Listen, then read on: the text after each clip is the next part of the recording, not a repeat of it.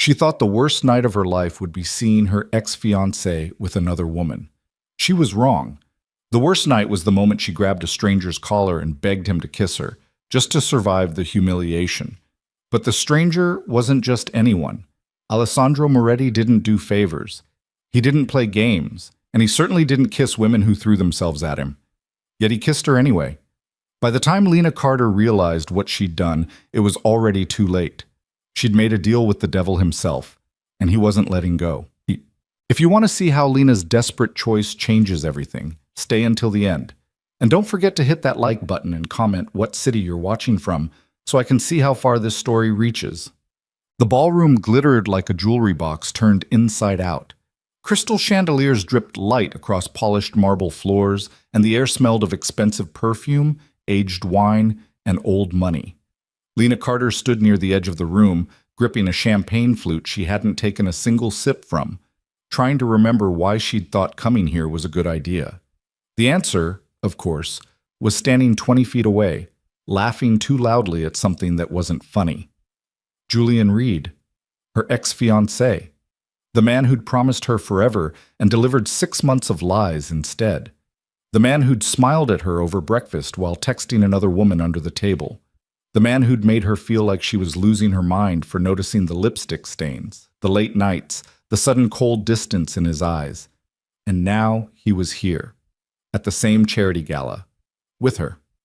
The woman was everything Lena wasn't. Tall, blonde, draped in a dress that probably cost more than Lena's monthly rent. She had her hand on Julian's arm like she owned him.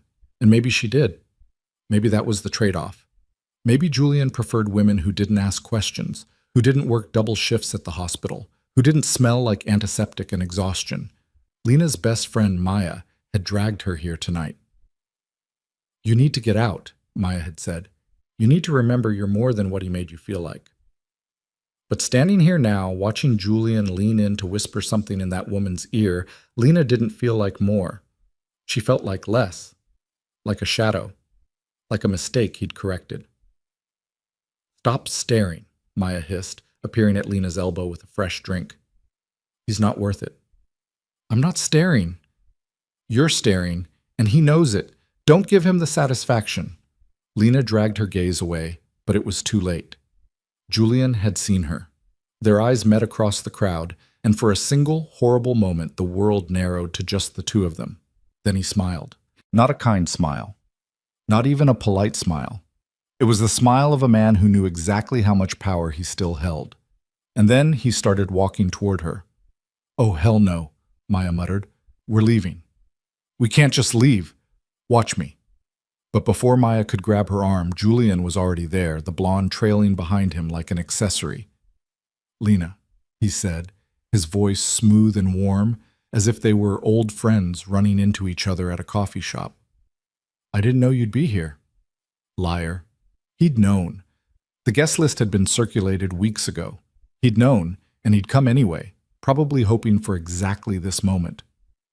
"Julian," Lena said, keeping her voice flat. "Samantha." The blonde's name was Samantha. Lena had found out through Instagram, because of course she had, because she'd spent 3 weeks after the breakup scrolling through photos like a masochist, trying to figure out what Samantha had that she didn't. "It's so good to see you," Julian continued, as if Lena had responded with enthusiasm instead of ice. "You look well." Translation: "You look worse than I remember." Lena was suddenly, painfully aware of the dress she was wearing, a simple black number she'd owned for years, the kind of thing you pulled out when you needed to look presentable but didn't have the energy to care. Next to Samantha's shimmering emerald silk, Lena looked like she'd raided a clearance rack. "You too," Lena said, because what else was there to say? Samantha smiled, the kind of smile that didn't reach her eyes. "Julian's told me so much about you." "I doubt that," Lena thought, but she kept her mouth shut. "We're actually here supporting the Children's Hospital Foundation," Julian said, gesturing vaguely toward the stage where the evening speeches would soon begin. "Samantha's family is one of the main donors." Of course they were. "That's wonderful," Lena said, her jaw aching from the effort of keeping her expression neutral. "I work in pediatric ICU, so I know how much the foundation does." It was a small jab, A reminder that while Samantha's family wrote checks, Lena actually saved children's lives. But Julian didn't flinch. He just nodded, as if she'd said something vaguely interesting. "Well, we should let you get back to your evening," he said, already turning away. "It was good seeing you, Lena." And just like that, he dismissed her. Again. Samantha gave a little wave, her diamond bracelet catching the light, and then they were gone, swallowed back into the crowd of beautiful, important people who belonged here in a way Lena never would. Maya was saying something, her voice tight with anger, but Lena couldn't hear her over the roaring in her ears. Her chest felt tight, her hands were shaking. She needed to leave. She needed to get out of this room, out of this building, out of this entire nightmare of an evening before she did something humiliating like cry. But she couldn't move. Her feet were rooted to the floor, and her vision was starting to blur, and she could feel the panic rising in her throat like bile. And then she saw him. A man standing alone near the bar, watching the crowd with the kind of detached interest that suggested he was here out of obligation rather than desire. He was tall, well over 6 feet, with dark hair swept back from a face that looked like it had been carved from marble. Sharp cheekbones. Strong jaw.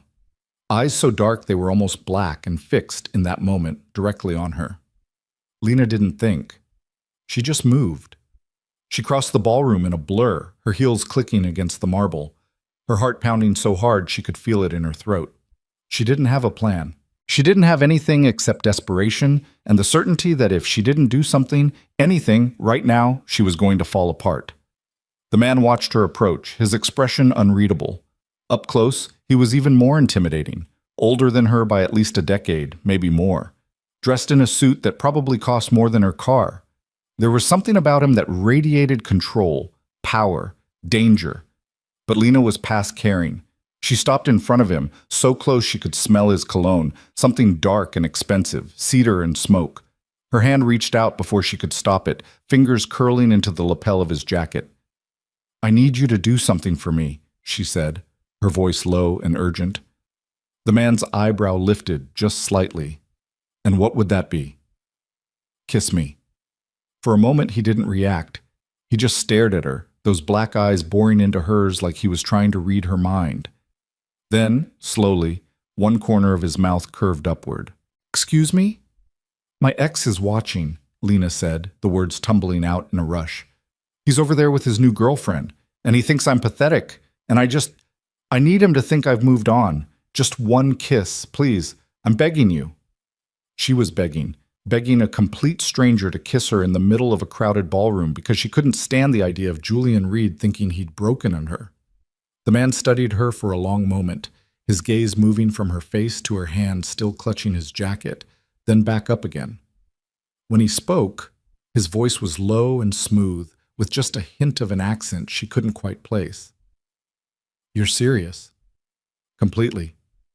You realize you're asking a stranger to touch you in front of a room full of people?" "I'm aware. And you have no idea who I am." "I don't care who you are." Another pause. Then, slowly, deliberately, he reached up and covered her hand with his own. His fingers were warm, his grip firm but not threatening.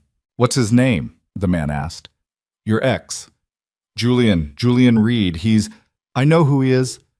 Something in the way he said it made Lena's stomach twist. But before she could ask what he meant, he was moving, his free hand sliding around her waist and pulling her closer. Not roughly, not urgently, just with the kind of calm, controlled certainty that suggested he did exactly what he wanted, when he wanted, and the world bent to accommodate him. "Then let's give him something to see," the man murmured. And then he kissed her. It wasn't the desperate, messy kiss Lena had imagined. It wasn't a performance, all flash and no substance. It was something else entirely, slow, deliberate, devastating. His mouth moved against hers with a confidence that stole her breath, his hand tightening on her waist, his other hand releasing hers to cup the back of her neck. Lena forgot where she was, forgot why she was doing this, forgot everything except the heat of his mouth, the solidness of his body, the way he kissed her like he had all the time in the world and intended to use every second of it. When he finally pulled back, Lena's knees were weak. Her lips were tingling. Her heart was racing for an entirely different reason now. The man looked down at her, his expression still unreadable, but there was something in his eyes, a flicker of interest maybe, or amusement. Was that sufficient? He asked, his voice dry. Lena couldn't speak. She just nodded. Good. He released her, stepping back with the kind of easy grace that suggested he'd just done her a favor as casually as holding a door. Lena wobbled slightly on her heels, and his hand shot out to steady her, fingers wrapping around her elbow. Careful, he said. I'm fine, Lena managed, though her voice came out breathless and shaky. Thank you, thank you. You're welcome. He let go of her elbow and reached into his jacket, pulling out a business card. He held it out to her, and Lena took it automatically, her fingers still trembling. In case you need anything else, he said. Lena looked down at the card. It was simple, expensive-looking, with a name printed in clean black letters. Alessandro Moretti. No title, no company name, just the name, a phone number, and an address. When she looked up, he was already turning away, moving through the crowd with the kind of effortless authority that made people step aside without realizing they were doing it. Lena stood there, clutching the card, trying to remember how to breathe. Lena. She turned. Maya was there, her eyes wide, her mouth hanging open. Did he just... I don't want to talk about it, Lena said. Are you insane? Do you have any idea who that was? Some guy. I don't know. It doesn't matter. It doesn't. Lena, that was Alessandro Moretti. The name meant nothing to Lena. She shook her head, still dazed. So? Maya grabbed her arm, her grip tight enough to hurt. So he's not just some guy. He's... God, Lena, how do you not know? He's one of the most powerful men in New York. He owns half the real estate in Manhattan. He has connections to... She lowered her voice. People say he's connected. Like, connected. Lena's stomach dropped. What do you mean, connected? I mean the kind of connected that makes people disappear if they cross him. I mean the kind of connected that gets federal investigations shut down with a phone call. I mean... Maya stopped, her face pale. Lena, you just kissed a crime boss. The words didn't make sense, crime boss. That was something from movies, from TV shows. Not from real life, not from a charity gala in a glittering ballroom. Lena looked down at the business card in her hand. The name stared back at her, black on white, undeniable. Alessandro Moretti. I didn't know, she whispered. Well, he knows you now, Maya said. And trust me, that's not necessarily a good thing. Across the room, Lena caught sight of Julian. He was staring at her, his face sheet white, his hand gripping Samantha's arm so tightly the woman winced. For the first time all night, he didn't look smug. He looked terrified. And Lena realized, with a sinking feeling in her chest, that she'd just made a very, very big mistake. The rest of the evening passed in a blur. Lena barely registered the speeches, the auction, the endless parade of wealthy people congratulating each other on their generosity. She kept expecting Alessandro Moretti to reappear, to demand something from her, to collect on whatever debt she'd just incurred by asking him for a favor. But he never came back. By the time Maya finally dragged her out of the ballroom and into a cab, Lena's head was pounding and her feet were screaming. She kicked off her heels the moment she got home, poured herself a glass of wine she didn't drink, and collapsed onto her couch. The business card sat on her coffee table, taunting her. She should throw it away. She should forget this whole night ever happened. She should... Her phone buzzed. A text from an unknown number.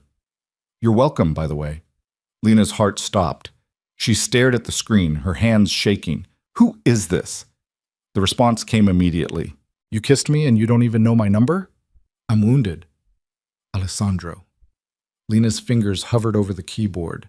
She should delete the message. She should block the number. She should... How did you get my number? I have my ways. Of course he did. Men like him always did. What do you want? The 3 dots appeared, disappeared, appeared again.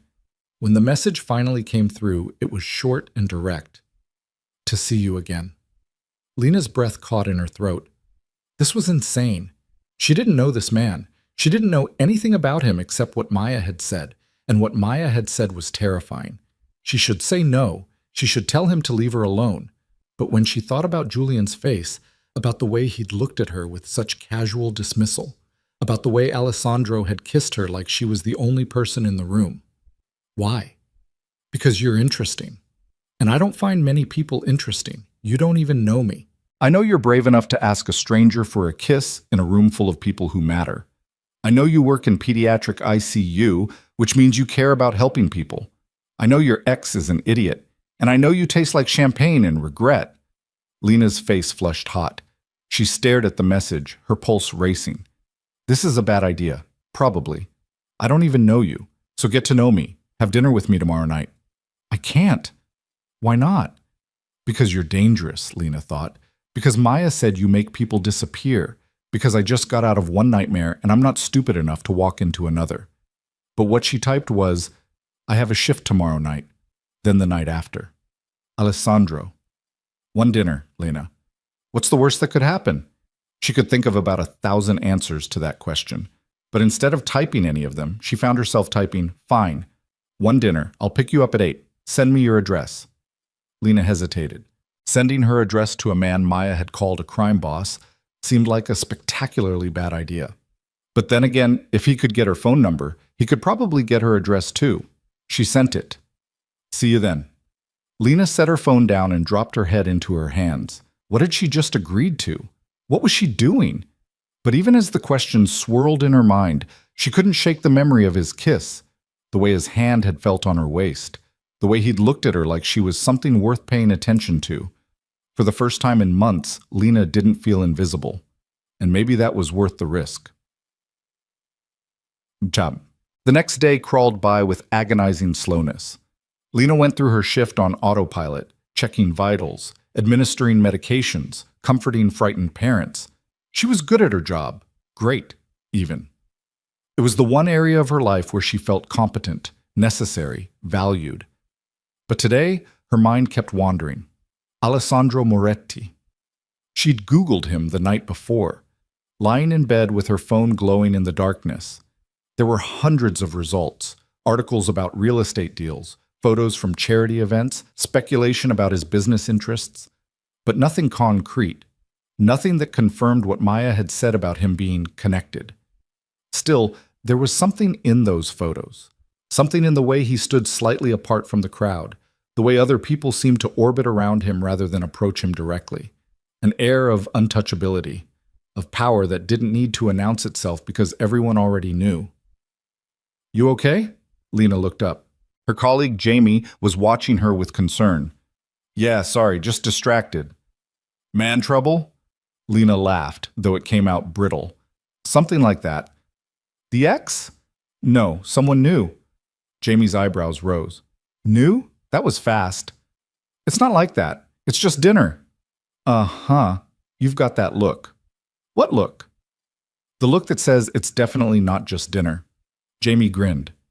Is he hot? Lena thought about Alessandro's face, those dark eyes, that controlled intensity. Yeah, he's hot. Then what's the problem? The problem was that he might be a criminal. The problem was that she'd thrown herself at him out of desperation and humiliation. The problem was that she had no idea what she was getting herself into. But all she said was, no problem, just nervous. Don't be. You deserve something good, Lena. After everything with Julian, you deserve someone who treats you right. If only it were that simple. Shit. By the time her shift ended, Lena was exhausted. She went home, showered, and stood in front of her closet for 20 minutes trying to decide what to wear to dinner with a possible crime boss. Was there a dress code for that? Probably not one covered in fashion magazines. She finally settled on a deep blue dress, nicer than the black one from the gala, but not trying too hard. She did her makeup carefully, fixed her hair, and tried not to think about how ridiculous this all was. At exactly 8 o'clock, her phone buzzed. I'm outside. Lena took a deep breath, grabbed her purse, and headed downstairs. The car waiting at the curb was exactly what she'd expected, a sleek black sedan with tinted windows and a driver standing beside it. He opened the back door as she approached, and Lena slid inside. Alessandro was already there, dressed in a dark suit that fit him like it had been made for his body specifically. Probably because it had been. He looked up from his phone as she settled into the seat beside him, and something flickered in his eyes. Approval, maybe. Lena, he said, his voice low and smooth. You look beautiful. Thank you. The driver closed the door, and a moment later they were pulling away from the curb, gliding smoothly through the evening traffic. Where are we going? Lena asked. A restaurant I think you'll like, quiet, private, good food. You don't have to impress me. His lips curved into a slight smile. I'm not trying to impress you. I'm trying to feed you. Lena found herself smiling back despite her nerves. Fair enough. They drove in silence for a few minutes, and Lena found herself studying him from the corner of her eye.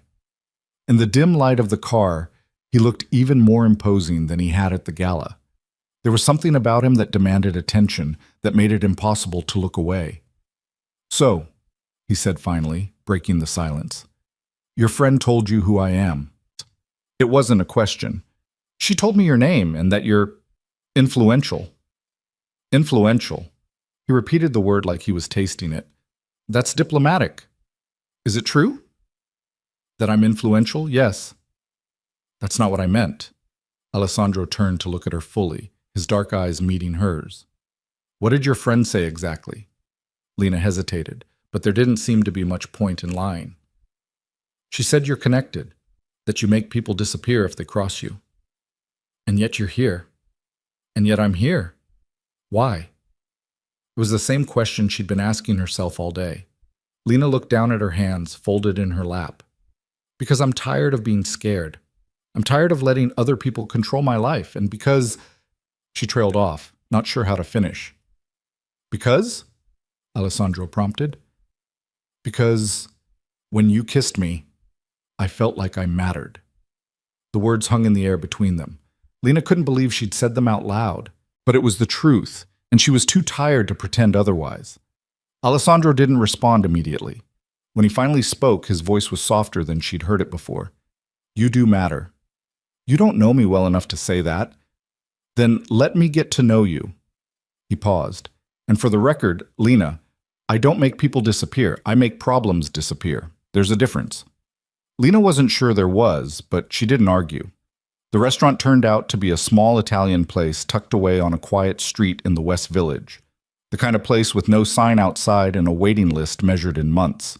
But when Alessandro walked in, the maitre d' greeted him by name and led them immediately to a private table in the back. The food was incredible. Homemade pasta, perfectly cooked fish, wine that probably cost more than Lena's weekly paycheck. But what surprised her most was the conversation. Alessandro asked questions, real questions, about her work, her childhood, her dreams. He listened when she answered, his attention absolute and unwavering. He told her about growing up in New York, about his mother who died when he was young, about building his business from nothing. He didn't talk about the connected part, the criminal part, the dangerous part. And Lena didn't ask.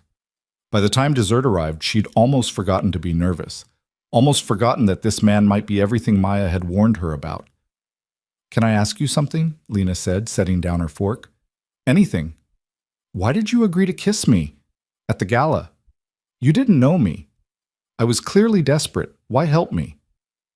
Alessandro was quiet for a moment, considering. You want the truth? Always. Because you were brave, and because your ex is a coward who doesn't deserve you, and because... He paused. Because I wanted to. That's it? You wanted to? I'm a simple man, Lena. When I want something, I take it. There was something in the way he said it that sent a shiver down her spine.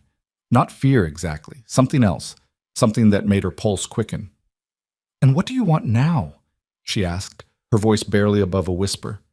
Alessandro leaned forward, his eyes locked on hers. To see you again. You're seeing me now. Again after this, and after that, until you tell me to stop. Lena's heart was racing. This was insane. She barely knew this man. She knew he was dangerous, that being involved with him was probably the worst decision she could make. But when she looked at him, all she could think about was the way he kissed her, the way he listened to her, the way he made her feel like she was the most important person in the world. Okay, she said. Okay? Yes. You can see me again. Alessandro smiled, a real smile this time. Not just the slight curve of his lips. It transformed his face, made him look younger, almost boyish. "Good," he said. They left the restaurant an hour later and Alessandro walked her to the car, his hand resting lightly on the small of her back. The driver was waiting, but Alessandro didn't immediately open the door. "I'll walk you up," he said. "You don't have to." "I want to." There was that phrase again. "I want to." Lena nodded and they walked into her building together. The elevator ride to her floor was silent, charged with something Lena couldn't name. When they reached her door, she turned to face him. "Thank you for dinner," she said. "I had a really nice time." "So did I." They stood there for a moment, neither of them moving. Then Alessandro reached out, his fingers brushing a strand of hair back from her face. "Can I kiss you again?" he asked. Lena's breath caught. "You're asking this time?" "This time you're not desperate. This time you have a choice." She did have a choice. She could say no. She could step back, go inside, and never see him again. But she didn't want to. "Yes," she whispered. Alessandro kissed her the same way he had at the gala, slow, deliberate, devastating. His hand cupped her face, his thumb brushing her cheekbone, and Lena melted into him, her hands finding his chest, feeling the solid warmth of him beneath the expensive fabric. When he finally pulled back, they were both breathing hard. "Good night, Lena," he said, his voice rough. "Good night." He waited until she was inside, until he heard the lock click, before he turned and walked away. Lena leaned against the door, her heart pounding, her lips still tingling. She was in so much trouble, and she didn't even care. The following morning arrived with the kind of clarity that made everything from the night before feel like a fever dream. Lena stood in her kitchen, coffee cup halfway to her lips, staring at her phone where Alessandro's last text still glowed on the screen. Sweet dreams. He'd sent it at midnight, hours after he'd left her standing breathless against her apartment door. She'd read it 17 times before finally falling asleep, and now in the harsh light of day, she couldn't decide if she was thrilled or terrified. Probably both. Her phone rang, shattering the silence. Maya's name flashed across the screen. "Tell me you didn't sleep with him," Maya said the moment Lena answered. "Good morning to you too. Lena, tell me." "I didn't sleep with him. We had dinner. He walked me to my door. That's it." That wasn't entirely it. The kiss had been anything but innocent. But Maya didn't need to know that. "And you're seeing him again?" Lena hesitated. "Maybe." "Maybe means yes." "Lena, I love you, but you're playing with fire here. Alessandro Moretti isn't some nice guy you met at a coffee shop. I know what he is." "Do you?" "Because I did some research last night, and what I found was not reassuring. There are rumors, Lena. Bad ones. Money laundering, racketeering, ties to families in Chicago and Boston. The FBI has been watching him for years, but nothing ever sticks because people are too scared to testify." Lena's stomach twisted. She'd known, on some level, that Alessandro was dangerous, but hearing it laid out so bluntly made it real in a way it hadn't been before. "He's been nothing but respectful to me," she said quietly. "Of course he has. That's how it works. They're charming right up until they're not." Maya's voice softened. "I'm not trying to ruin this for you. I just don't want to see you get hurt, or worse. I'll be careful. Promise me." "I promise." But as Lena hung up and got ready for her shift, she wondered if careful was even possible with someone like Alessandro. Men like him didn't do careful. They did absolute. They did consuming. They did everything with the kind of intensity that left no room for halfway measures. And maybe that was exactly what scared her. Or maybe it was what drew her in. The pediatric ICU was busy that day, which was both a blessing and a curse. Lena threw herself into her work, grateful for the distraction. There was a new admission, a 3-year-old girl named Sophie with pneumonia, and Lena spent most of the morning getting her stabilized, monitoring her oxygen levels, talking softly to her terrified parents. This was what mattered. This was real.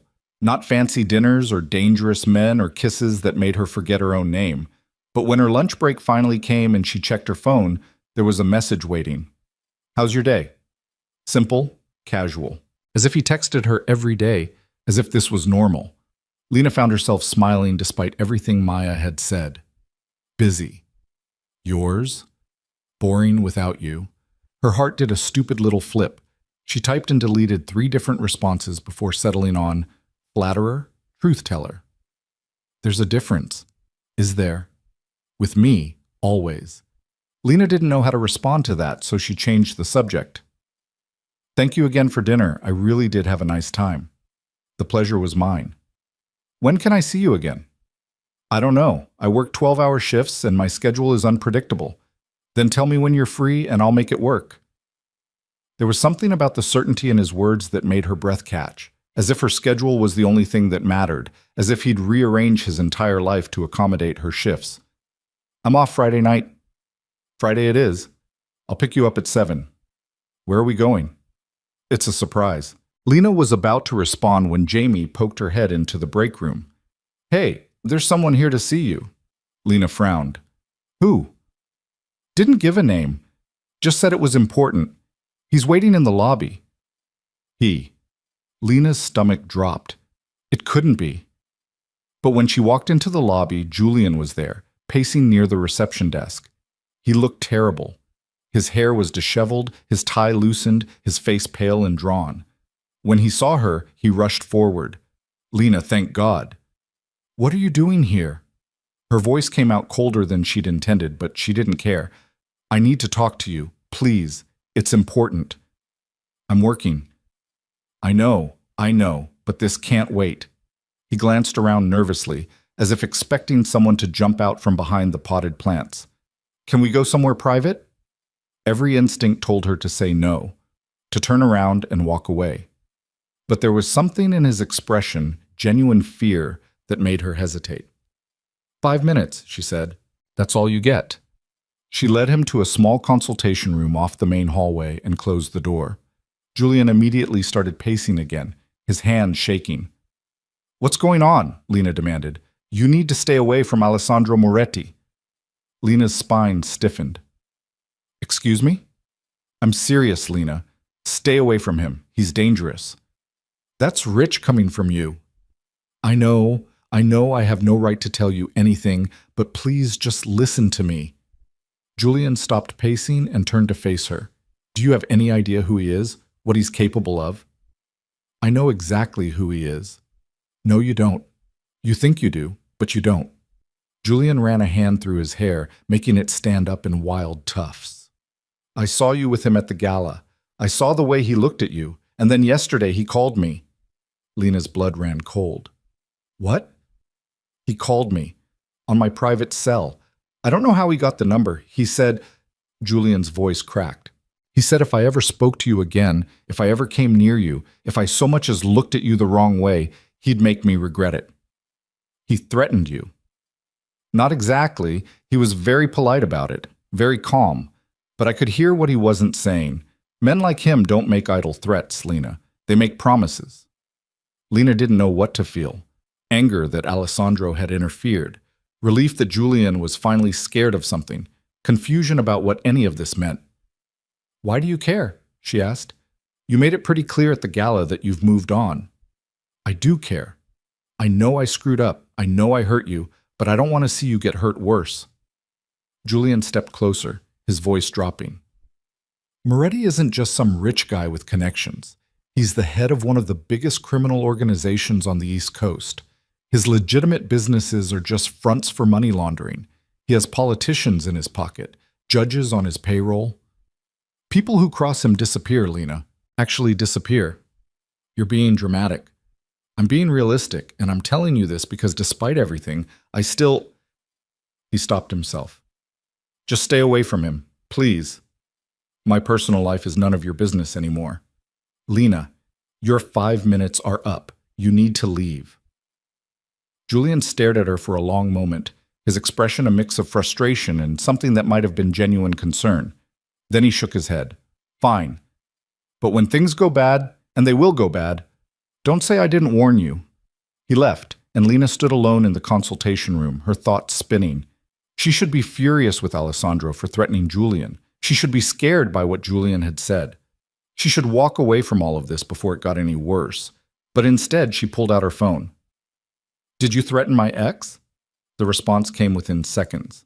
Define threaten. Julian said you called him. I did. And? And I made it clear that your well-being is important to me. If that constitutes a threat, then yes, I threatened him. Lena's hands were shaking as she typed. You had no right. Perhaps, but I don't regret it. Alessandro, he hurt you. He humiliated you. He doesn't get to do it again. That's not your decision to make. There was a longer pause this time. When the response came, it was a single word. Agreed. Then, a moment later, I apologize. I overstepped. Lena stared at the words. An apology? From a man who probably hadn't apologized for anything in years. Why did you really do it? Because the thought of him hurting you again made me want to break things. And I found it's better to make a phone call than to break things. Despite everything, Lena found herself smiling. That's probably wise. I have my moments. Are you angry? Was she? Lena tried to examine her feelings honestly. She should be angry. The rational part of her brain insisted she should be furious. But the truth was, a small secret part of her was pleased. Pleased that someone cared enough to protect her. Pleased that Julian was finally facing consequences for his actions. I should be. But you're not? I don't know what I am. That's fair. Friday's still on? Lena hesitated. This was her chance to back out, to listen to Maya's warnings and Julian's fears, to choose safety over whatever this dangerous thing with Alessandro was becoming. Friday's still on. Good. Now go save some lives. I'll talk to you later.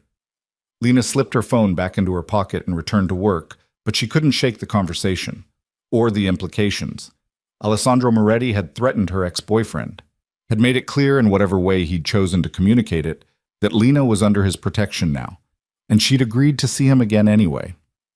The rest of the week crawled by with agonizing slowness. Lena worked her shifts, came home exhausted, and lay in bed staring at the ceiling, wondering what she was doing. She and Alessandro texted throughout the days, nothing heavy, just small exchanges. He'd ask about her patients, she'd ask about his meetings. He sent her a photo of his lunch once, and she sent back a picture of the terrible hospital cafeteria coffee. It was almost normal, almost like dating a regular person. Except nothing about Alessandro Moretti was regular. Maya called twice more to express her concerns, and Lena listened patiently, promised to be careful, and then did exactly what she'd planned to do anyway. By Friday evening, her nerves were strung so tight she could barely function. She changed outfits 4 times before settling on a burgundy dress that hugged her curves without being too obvious. She did her makeup carefully, taking extra time with her eyes. She wanted to look good, not desperate, not like she'd tried too hard, just good. At exactly 7 o'clock, her phone buzzed. Downstairs.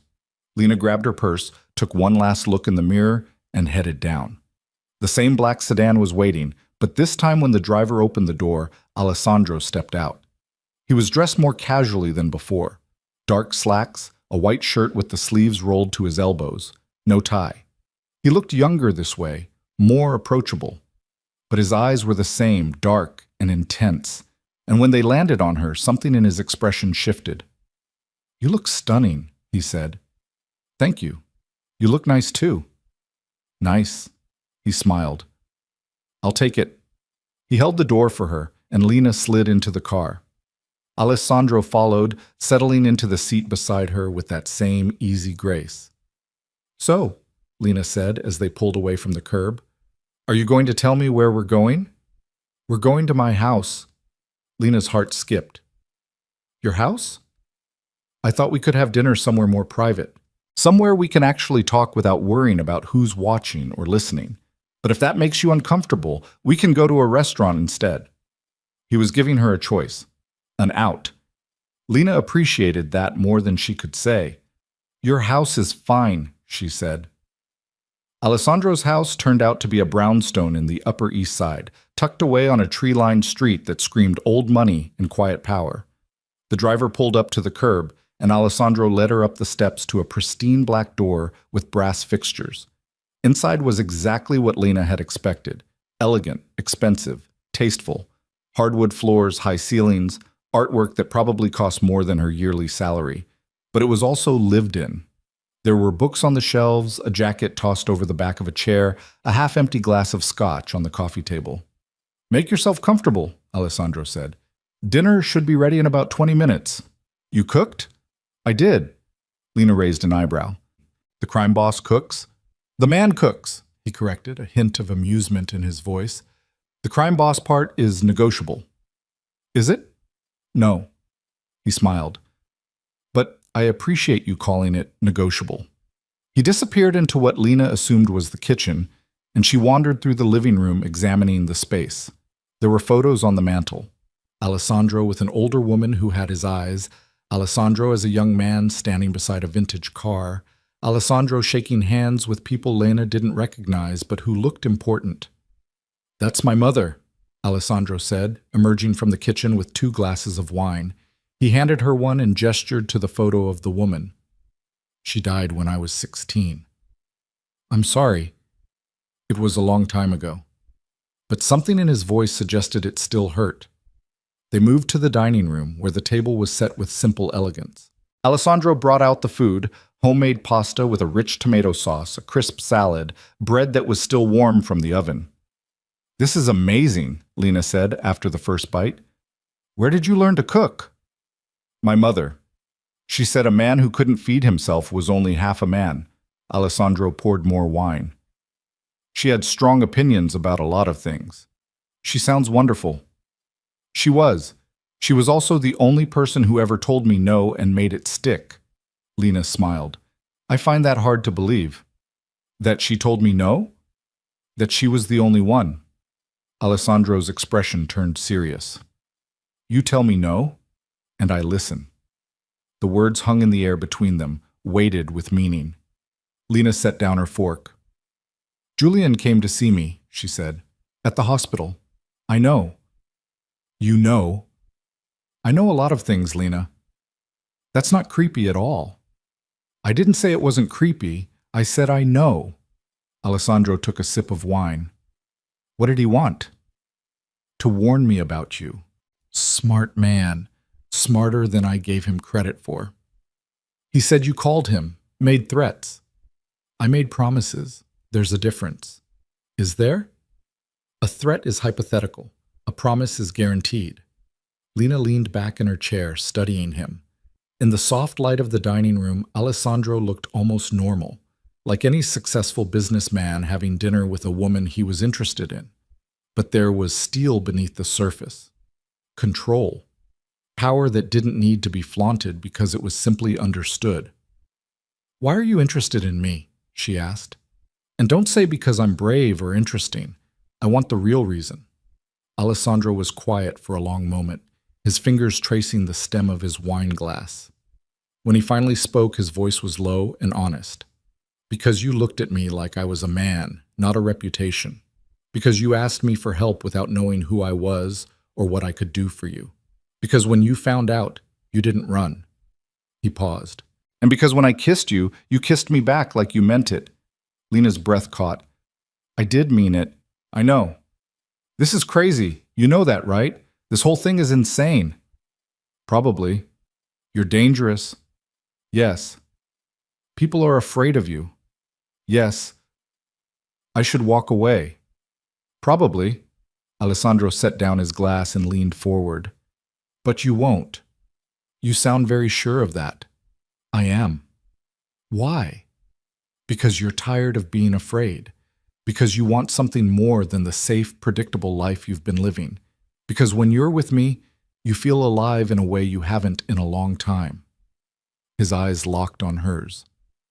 "Am I wrong?" Lena wanted to say yes, wanted to tell him he was completely off base, but she couldn't because every word he'd said was true. "No," she whispered. "You're not wrong." Alessandro stood, moving around the table to where she sat. He held out his hand, and after a moment's hesitation, Lena took it. He pulled her to her feet, close enough that she could feel the heat of his body, smell the faint scent of his cologne. "I can't promise you safe," he said quietly. "I can't promise you easy. But I can promise you honest. I can promise you protected. And I can promise that as long as you're with me, no one, not your ex, not anyone, will ever make you feel small again." Alessandro, tell me to stop, and I will. Tell me this is too much, too fast, too dangerous, and I'll take you home right now and never contact you again. His hand came up to cup her face, his thumb brushing across her cheekbone. But if you want this, if you want me, then say yes. Lena's heart was pounding so hard she could barely hear her own thoughts. Every rational part of her brain was screaming at her to say no, to walk away, to choose safety over whatever this terrifying, exhilarating thing was. But when she opened her mouth, what came out was yes. Alessandro kissed her, and this time there was nothing controlled about it. His mouth claimed hers with a hunger that stole her breath, his hand sliding into her hair, tilting her head back to deepen the kiss. Lena melted against him, her own hands fisting in his shirt, pulling him closer. When they finally broke apart, both breathing hard, Alessandro rested his forehead against hers. "Stay," he said. "Alessandro, not like that. Just stay. Have dessert with me. Let me show you the rest of the house. Let me have a few more hours with you before you have to go back to the real world." Lena should say no. She should maintain some boundaries, some sense of self-preservation. But looking into his eyes, seeing the raw want there, she found herself nodding. "Okay, I'll stay." They ate dessert on the couch, some kind of chocolate thing Alessandro claimed he'd bought, but Lena suspected he'd made himself.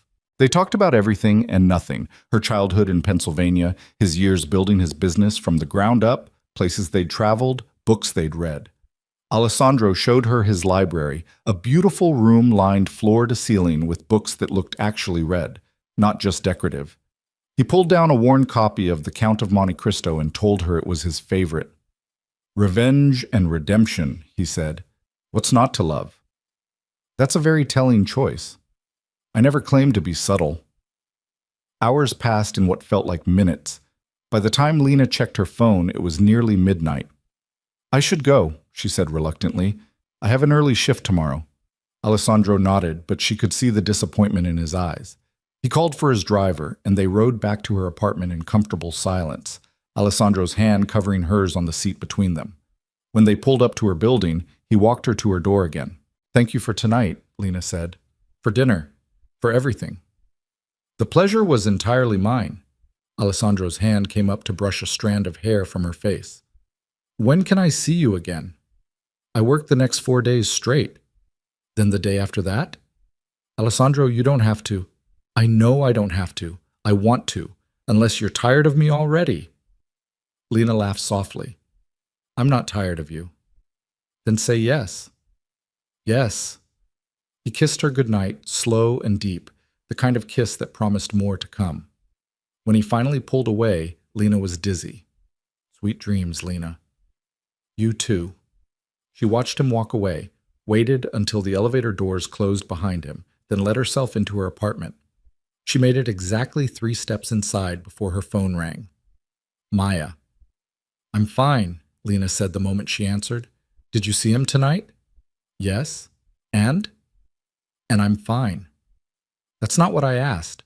Lena sank onto her couch, suddenly exhausted. "I like him, Maya." "I know I shouldn't. I know it's dangerous and stupid and probably going to end badly, but I really like him." Maya was quiet for a long moment. "Is he good to you?" "Yes." "And you're being careful." "As careful as I can be." Another pause. Then, "Okay." "Okay?" "I don't like it. I think you're playing with fire. But you're a grown woman and you get to make your own choices. Just promise me that if things get weird, if he scares you or hurts you or does anything that makes you uncomfortable, you'll tell me." "I promise." "And keep your location sharing on." "Maya, I'm serious. Keep it on. Call it insurance." Lena smiled despite herself. "Fine. Location sharing stays on." They talked for a few more minutes before Maya finally let her go. Lena got ready for bed, but sleep eluded her. She lay in the darkness, thinking about Alessandro's hands, Alessandro's mouth, Alessandro's promise that he'd keep her safe. The question was whether she needed safety from the world, or from him. Over the next 4 days, Lena threw herself into work with renewed focus. Sophie, the 3-year-old with pneumonia, was improving steadily, and Lena found herself spending extra time in her room, reading stories, singing songs, making the little girl laugh despite the tubes and monitors. Alessandro texted every day. Sometimes just a simple good morning, sometimes questions about her shift. Once, a photo of a sunset from what looked like a rooftop, with the caption, "Wish you were here." Lena saved that one. On her last shift, she was finishing up paperwork when Jamie appeared with a knowing smile. "Someone sent you flowers." "What?" Jamie led her to the nurse's station, where an enormous bouquet of white roses sat in a crystal vase. There had to be at least 3 dozen of them. Lena's hands shook slightly as she opened the card. "For bringing light to dark places." "A who's a?" Jamie demanded. "A friend." "A friend who sends 50 roses? Lena Carter, are you holding out on me?" Lena couldn't help but smile. "Maybe a little." She took the flowers home that night, setting them on her kitchen counter where she could see them. They were beautiful, excessive, and completely unnecessary, just like everything else about Alessandro Moretti. The next morning, Lena woke to find a text waiting. "I'm picking you up at noon. Wear something comfortable. Where are we going?" "You'll see." At exactly noon, the black sedan pulled up. But this time when Lena climbed in, Alessandro handed her a helmet. She stared at it. "What is this?" "Safety equipment." "Alessandro, trust me." 20 minutes later, they were standing in front of a private airfield, and Lena was staring at a sleek helicopter. "You're kidding." "I never kid about aviation." Alessandro took her hand, leading her toward the aircraft. "Have you ever been in a helicopter?" "No?" "Then you're in for a treat." The pilot, a quiet man Alessandro introduced as Marcus, helped them aboard. Alessandro secured Lena's seatbelt himself, his fingers lingering on her waist just a moment longer than necessary. "Where are we going?" Lena asked again as the rotors began to spin. Alessandro just smiled. They flew north over the city and into countryside that grew progressively more rural. Through the window, Lena watched forests and lakes slip by beneath them. It was beautiful, surreal, completely unexpected. After about 45 minutes, they began to descend. They landed in a clearing beside a pristine lake, surrounded by autumn trees ablaze with color. A picnic blanket was already spread out beneath an enormous oak, with a basket and champagne chilling in a bucket. "You did all this?" Lena asked as Alessandro helped her down from the helicopter. "I had help, but the idea was mine." They spent the afternoon by the lake, eating cheese and fruit and bread, drinking champagne, talking and laughing. Alessandro told her stories from his childhood, about the trouble he'd gotten into, the things his mother had taught him.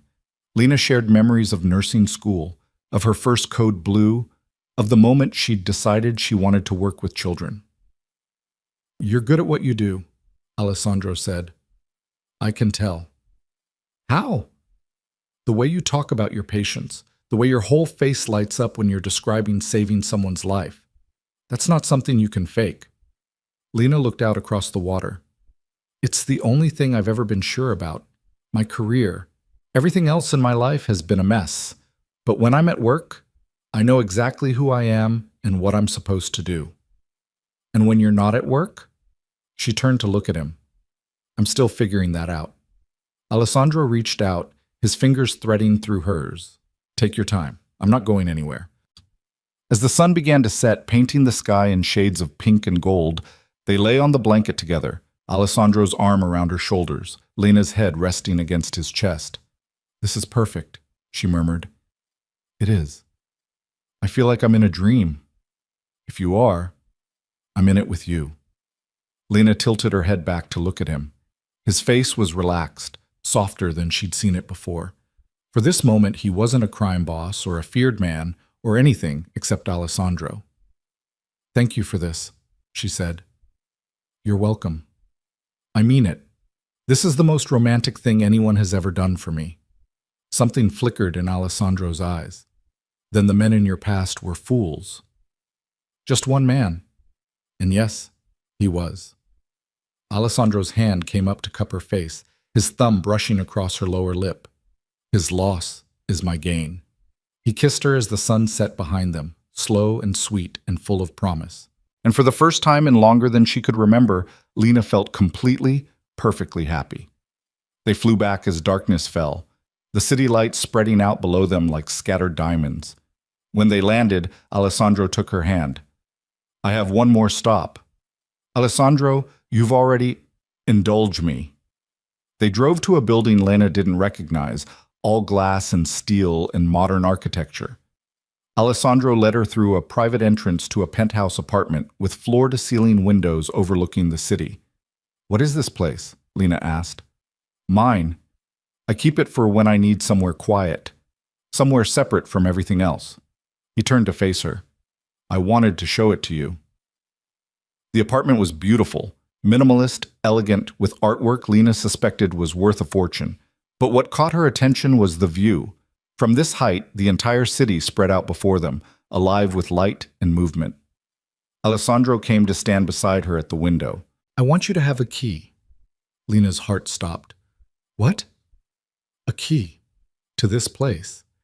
I want you to have somewhere to go if you ever need space or quiet or just somewhere that's separate from your life and mine. He pulled a key from his pocket and held it out. I want you to have somewhere safe. Lena stared at the key. This was huge. This was trust, vulnerability, an admission that he wanted her in his life in a real, permanent way. Alessandro, I don't know what to say. Say you'll take it. Say you'll use it when you need to. Say... He stopped, his jaw tightening. Say you'll stay. Stay? With me. In this, whatever this is. I know it's fast, I know it's complicated, but I haven't felt this way about anyone in years, and I don't want to lose it. His hand closed around hers, folding her fingers over the key. I don't want to lose you. Lena looked up at him, at this powerful, dangerous man who was offering her something precious. Trust, safety, himself. I'm scared, she admitted. I know. I don't know what I'm doing. Neither do I. This could end badly. It could. Alessandro's other hand came up to frame her face. But it could also be the best thing that ever happened to either of us. Lena stood there, the key warm in her palm, her heart pounding. She thought about Maya's warnings, about Julian's fears, about every rational reason she should walk away. And then she thought about the way Alessandro looked at her. The way he listened, the way he made her feel seen and valued and protected, the way he made her feel alive. Okay, she whispered. I'll stay. Alessandro kissed her then, deep and possessive, his hand sliding into her hair as he pulled her close. The key pressed between their palms, warm metal and shared promises, and Lena let herself fall into the moment, into him, into whatever dangerous thing this was becoming. When they finally broke apart, Alessandro rested his forehead against hers, his breathing uneven. Stay tonight, he said. Here, with me. Lena's pulse jumped. Alessandro, just asleep. I want to wake up with you, that's all. It wasn't all. They both knew it wasn't all. But Lena found herself nodding anyway, because the thought of going back to her empty apartment felt wrong now, like stepping backward into a life that no longer fit. Okay, she whispered. Alessandro showed her the bedroom, gave her one of his shirts to sleep in, left her alone to change while he made some calls in the living room. Lena slipped into the soft cotton that smelled like him and climbed into the enormous bed, her heart racing. When Alessandro finally came to bed, he pulled her against him without a word, her back to his chest, his arm wrapped securely around her waist. Lena could feel the steady rhythm of his breathing, the warmth of his body, the solid reality of him. Thank you, she said into the darkness. For what? For being patient. For not pushing. Alessandro's lips brushed the back of her neck. I told you, Lena. I want you willing and sure. Everything else can wait. Lena fell asleep feeling safer than she had in years. She woke to sunlight streaming through the windows and the smell of coffee. Alessandro was already up, standing by the window in dark slacks and an unbuttoned white shirt, talking quietly on his phone. When he noticed she was awake, he ended the call and brought her a cup of coffee, sitting on the edge of the bed. Good morning, he said, brushing hair back from her face. Morning. Lena took the coffee gratefully. What time is it? A little after 9. I have a meeting at 11, but there's no rush. They had breakfast together, and Alessandro's driver took her home around 10. Lena spent the rest of the day in a daze, replaying every moment, every touch, every word. The key to Alessandro's apartment sat on her dresser, gleaming in the afternoon light. Maya called that evening, her voice tight with concern. "Where were you last night? Your location sharing showed you in some building in Midtown until this morning." Lena had forgotten about that. "I stayed at Alessandro's." "You what?" "We didn't. It wasn't like that. We just slept. Actually slept." "Lena, you barely know this man." "I know enough." "Do you? Do you really?" Maya's voice cracked slightly. "I'm worried about you. You're moving so fast with someone who's dangerous, and I feel like I'm watching you walk into traffic, and there's nothing I can do to stop you." Lena's chest tightened. "I know you're worried. I know this looks crazy from the outside, but Maya, he makes me happy. For the first time since Julian, I actually feel like myself again." "Or maybe you feel like who he wants you to be." The words hit harder than Maya probably intended. Lena sat down on her couch, suddenly exhausted. "That's not fair, isn't it? You've spent 2 weeks with this man, and you're already staying at his apartment, accepting keys, letting him dictate your social life. When was the last time you hung out with anyone besides him?" Lena opened her mouth to answer and realized she couldn't. Between her shifts and seeing Alessandro, she hadn't made time for anyone else. "I've been busy," she said weakly. "Too busy for your best friend? Too busy for your own life?" Maya's voice softened. "I'm not trying to be harsh. I'm trying to make you see that you're losing yourself in this man, and that never ends well." They talked for another 20 minutes, and by the time they hung up, Lena felt unsettled. Was Maya right? Was she moving too fast, giving up too much? But then her phone buzzed with a text from Alessandro. "Missing you already. How was your day?"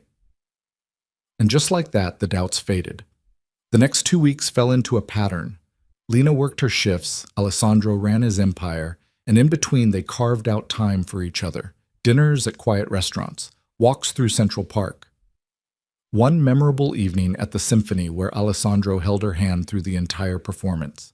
He was careful with her, attentive in ways that made her heart ache. He learned how she took her coffee, which patience cases kept her up at night, the exact tone of voice that meant she was exhausted and needed space. He sent flowers to the hospital. He made sure she ate on long shifts. He listened when she talked about her day with the kind of focused attention that made her feel like the most important person in the world.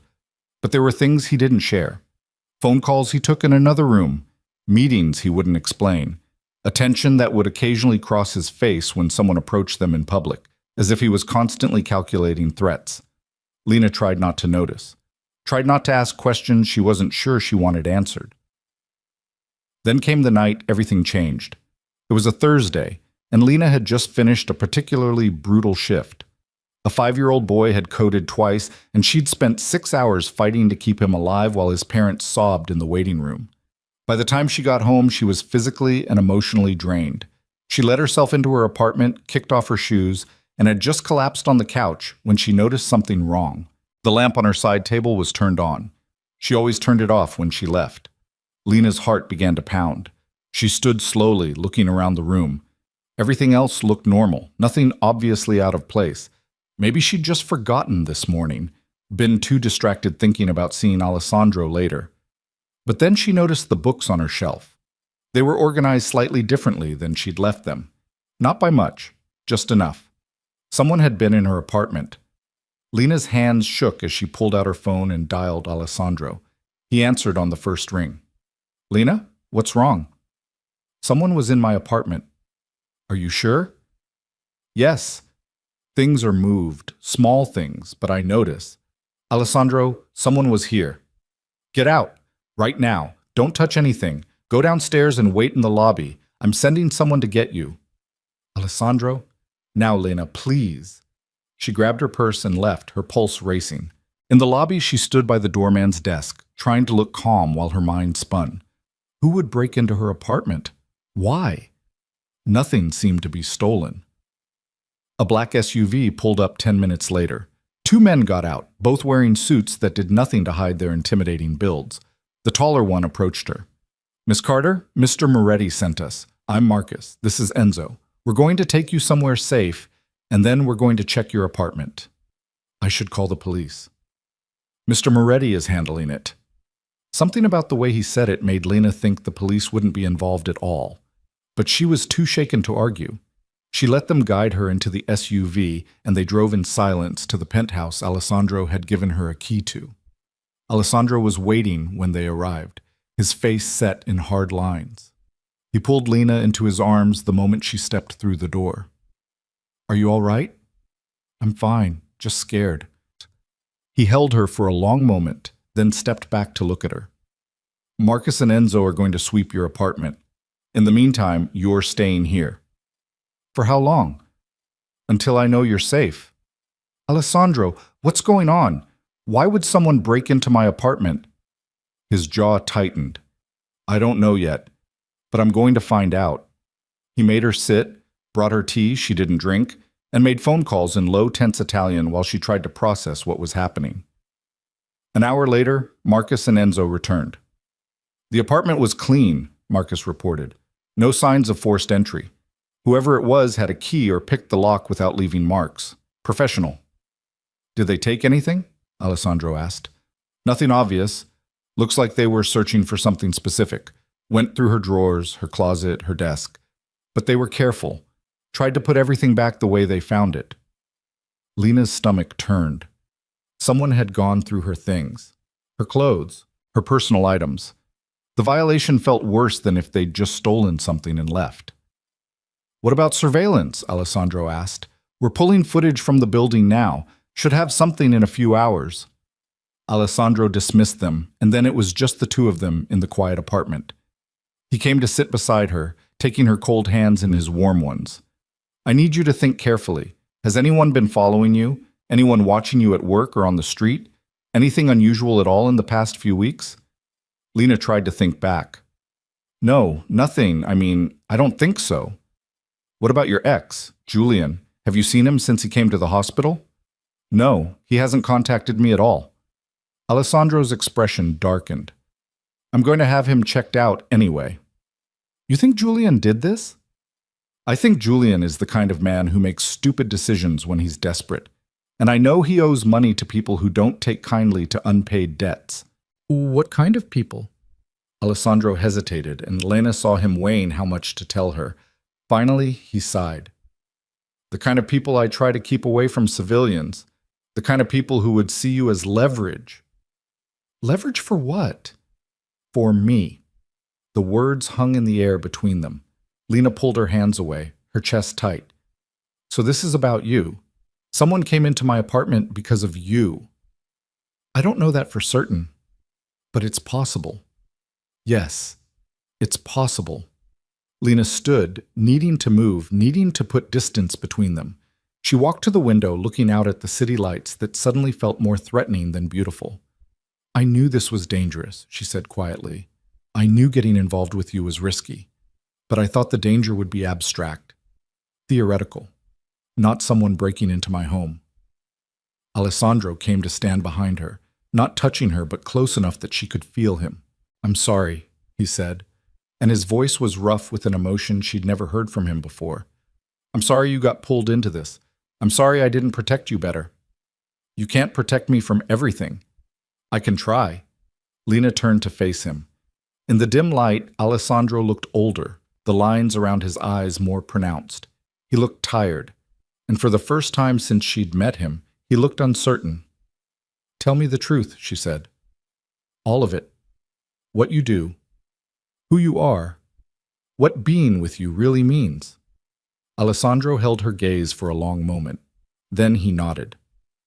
"All right, but you might not like what you hear." They sat on the couch, and Alessandro told her everything.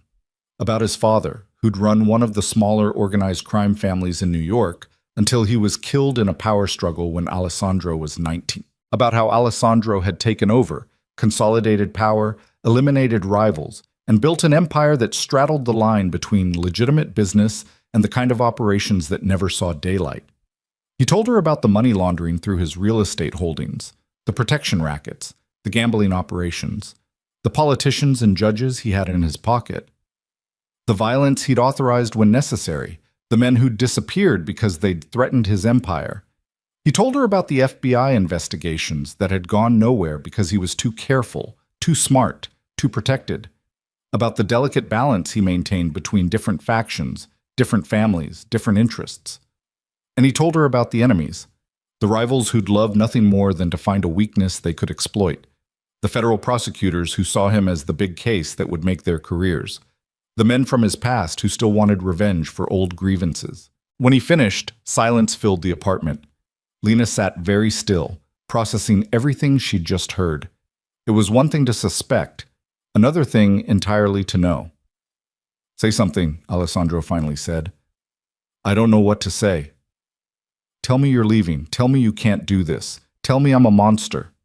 His voice was steady, but his hands were clenched. "Just tell me something." Lena looked at him, really looked at him. This man who'd been nothing but gentle with her, who'd protected her from Julian, who'd given her keys and promises and the first real happiness she'd felt in years. This man who also ordered violence like other people ordered coffee. "Are you a monster?" she asked quietly. Alessandro considered the question seriously. "By some definitions, yes. I've done things that would horrify you. I've made choices most people couldn't live with. I've hurt people who probably didn't deserve it. Do you regret it?" "Some of it, not all of it." He leaned forward, his eyes intense. "I won't lie to you, Lena. I won't pretend to be something I'm not. This is who I am. This is the world I live in, and if you stay with me, it becomes your world too. And if I can't handle that, then I'll make sure you're safe, and I'll walk away. I won't force you into this life." Lena stood again, pacing the room. Her mind was reeling. Everything Maya had said, everything Julian had warned her about, it was all true.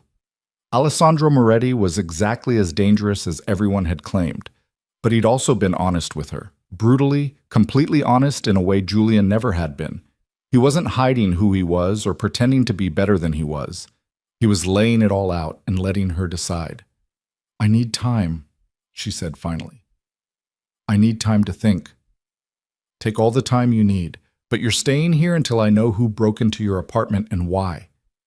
"Alessandro, that's non-negotiable. Your safety is non-negotiable." Lena wanted to argue, but she was too exhausted. And truthfully, she didn't want to go back to her apartment knowing someone had been there, touching her things, invading her space. "Okay, I'll stay tonight, but tomorrow we'll talk. Tonight you need rest." Alessandro showed her to the guest room this time, giving her space. But before he left, he turned back. "Lena, whatever you decide, I want you to know, being with you these past few weeks has been the best thing to happen to me in years. You make me want to be better. And if you walk away, I'll understand. But I'll also regret losing you for the rest of my life." He left before she could respond, and Lena stood alone in the guest room, her world tilted on its axis. She barely slept. Every time she closed her eyes, she saw her apartment, imagined strange hands going through her belongings. She thought about Alessandro's confession, about the weight of what he'd told her. She thought about Maya's warnings and Julian's fears, and her own common sense telling her to run. But she also thought about the way Alessandro looked at her, the way he listened, the way he made her feel protected and valued and seen, the way he'd been nothing but honest even when the truth made him look bad. Around 3 in the morning, she gave up on sleep and went to the kitchen for water. Alessandro was there, sitting at the island with a glass of scotch and a tablet, going through what looked like security footage.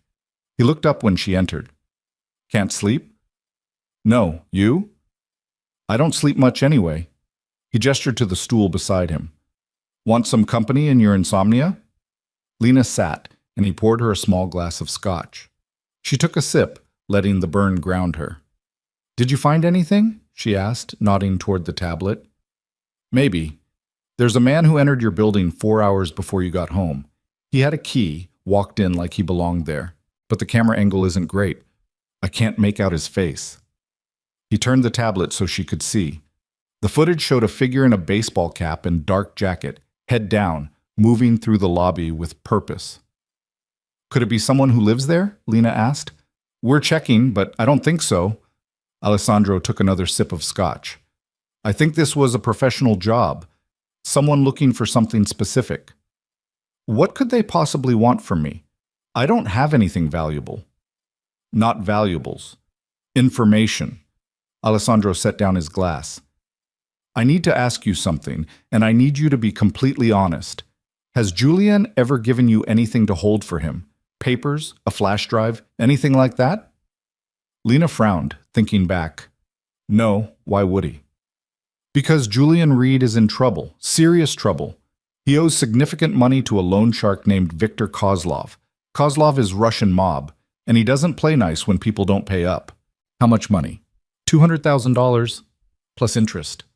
Lena's jaw dropped. 200? How did Julian even accumulate that much debt? Gambling.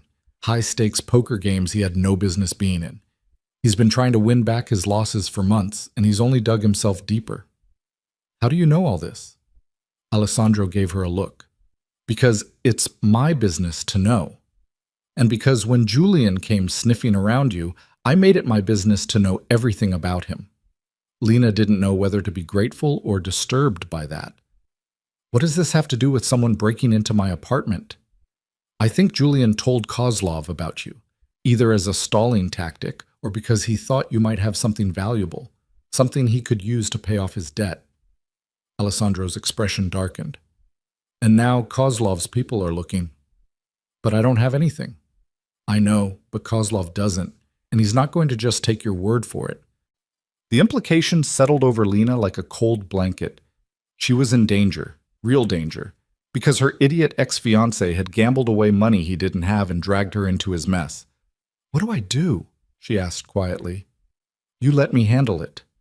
Alessandro, I'm serious, Lena. This is what I do. This is my world.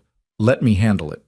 She wanted to argue, wanted to insist she could take care of herself, but the truth was, she had no idea how to deal with Russian mobsters and loan sharks and break-ins. Alessandro did. Okay, she said finally, but I want to know what you're doing. No more secrets. No more secrets, Alessandro agreed. They sat in silence for a few minutes, Lena processing everything while Alessandro continued reviewing footage. Finally, she asked the question that had been nagging at her since his confession. Do you want out?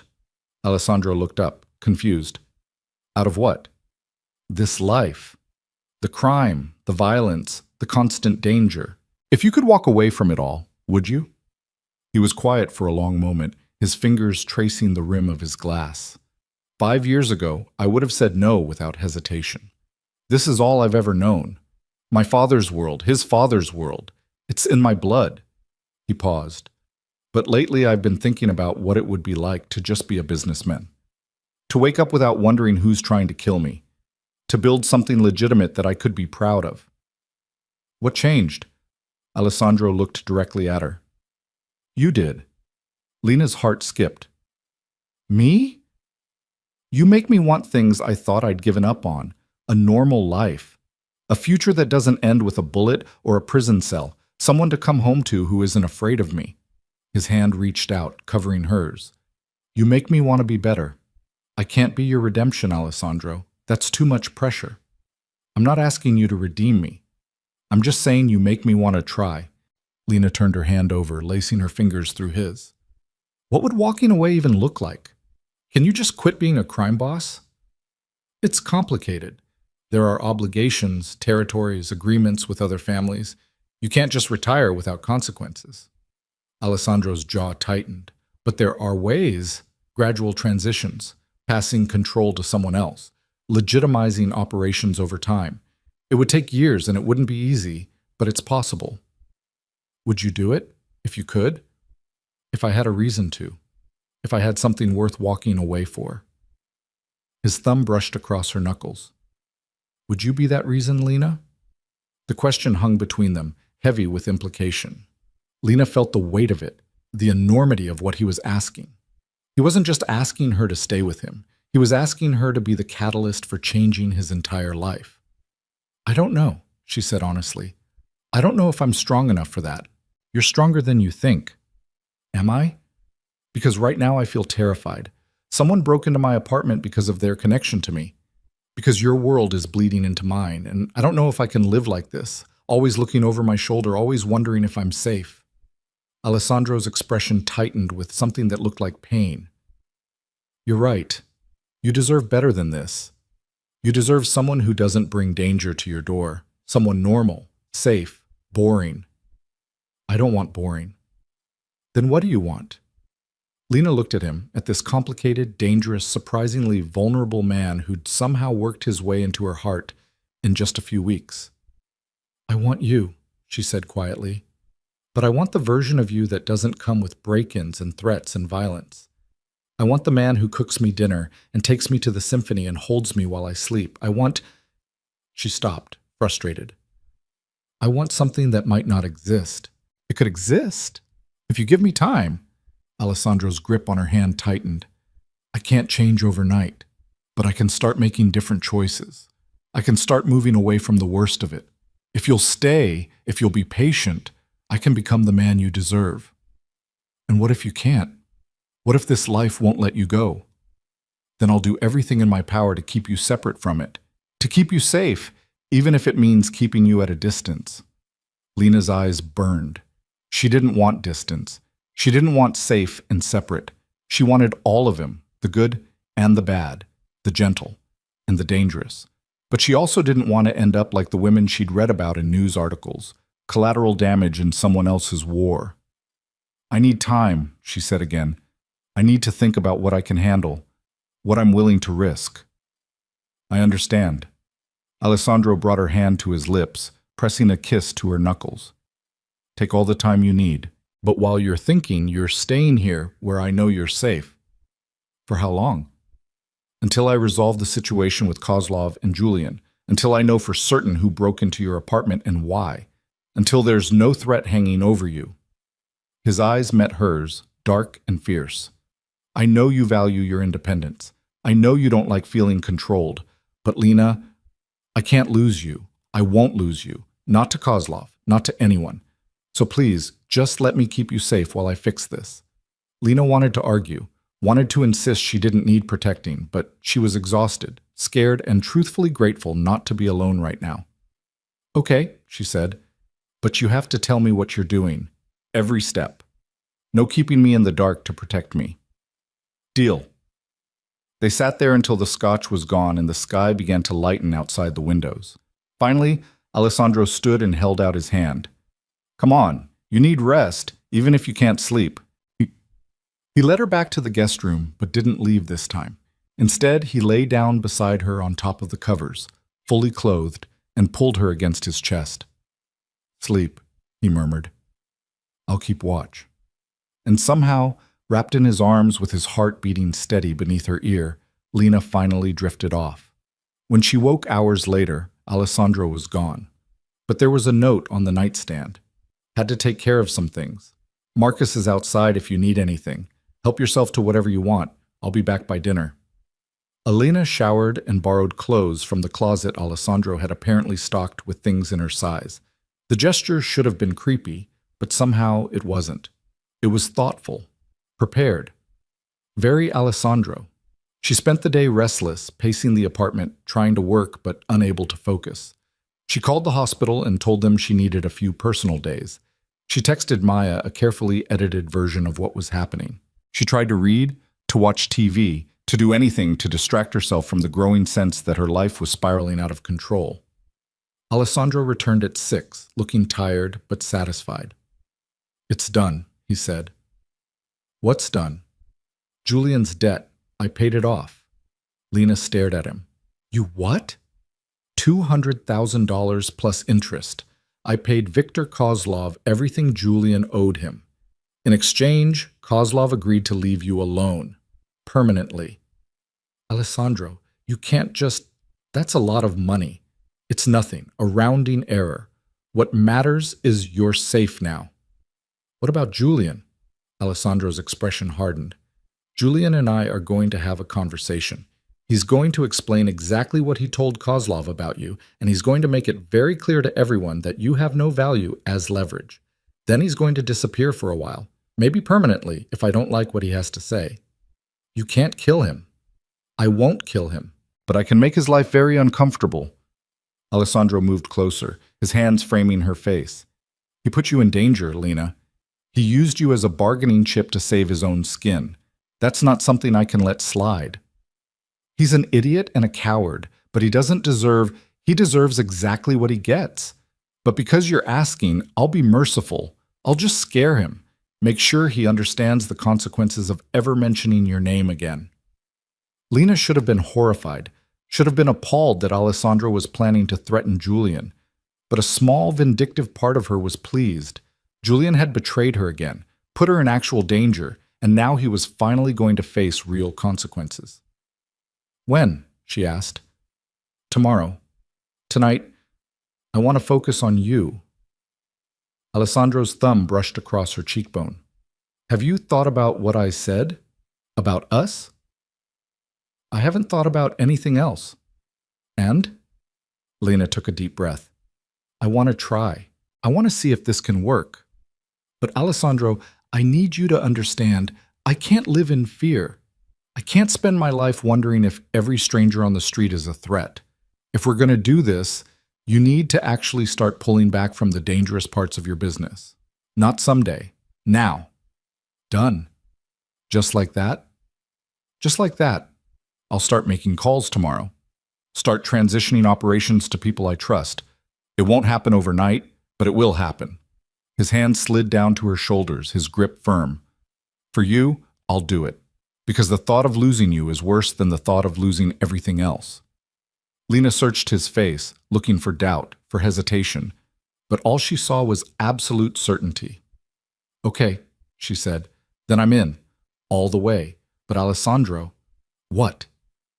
If this goes wrong, if you can't walk away, or if someone comes after me again, I'm out. I'll disappear so fast you won't even see me go. I won't live my life as a target. Fair enough, but it won't come to that. I won't let it. He kissed her then, and this time there was nothing gentle about it. His mouth claimed hers with a hunger that spoke of fear and relief and desperate need.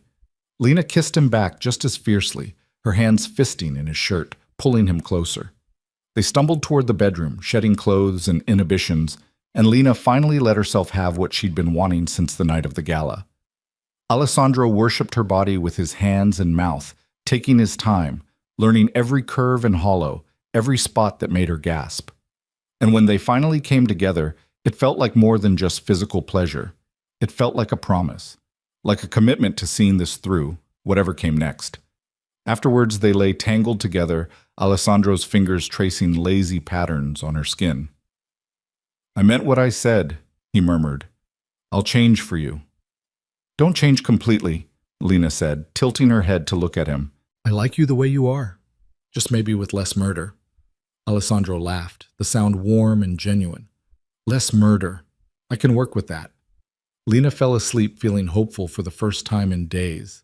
Like maybe, just maybe, this dangerous, impossible thing might actually work out. But in the back of her mind, a small voice whispered that nothing involving Alessandro Moretti would ever be simple. And tomorrow, when he confronted Julian, she was going to find out just how complicated things could get. The morning arrived with cold precision. Lena woke to find Alessandro already dressed, standing by the window with his phone pressed to his ear, speaking in rapid Italian. His posture was different than it had been the night before, harder, more controlled. This wasn't the man who'd held her tenderly in the darkness. This was the other Alessandro, the dangerous one. He ended the call and turned to find her watching him. I have to go handle the Julian situation, he said. I want you to stay here. I want to come with you. Alessandro's expression flickered with surprise, then hardened into something unreadable. No. He dragged me into this mess. I deserve to be there when you confront him. Lena, what I'm about to do isn't something you should see. Why? Because you don't want me to know what you're really capable of? Lena sat up, pulling the sheet around her. You said no more secrets. You said I could know everything. Or was that just talk? Alessandro crossed the room, sitting on the edge of the bed. His hand came up to cup her face, his thumb brushing her cheekbone in that gesture she was coming to recognize as his way of grounding himself.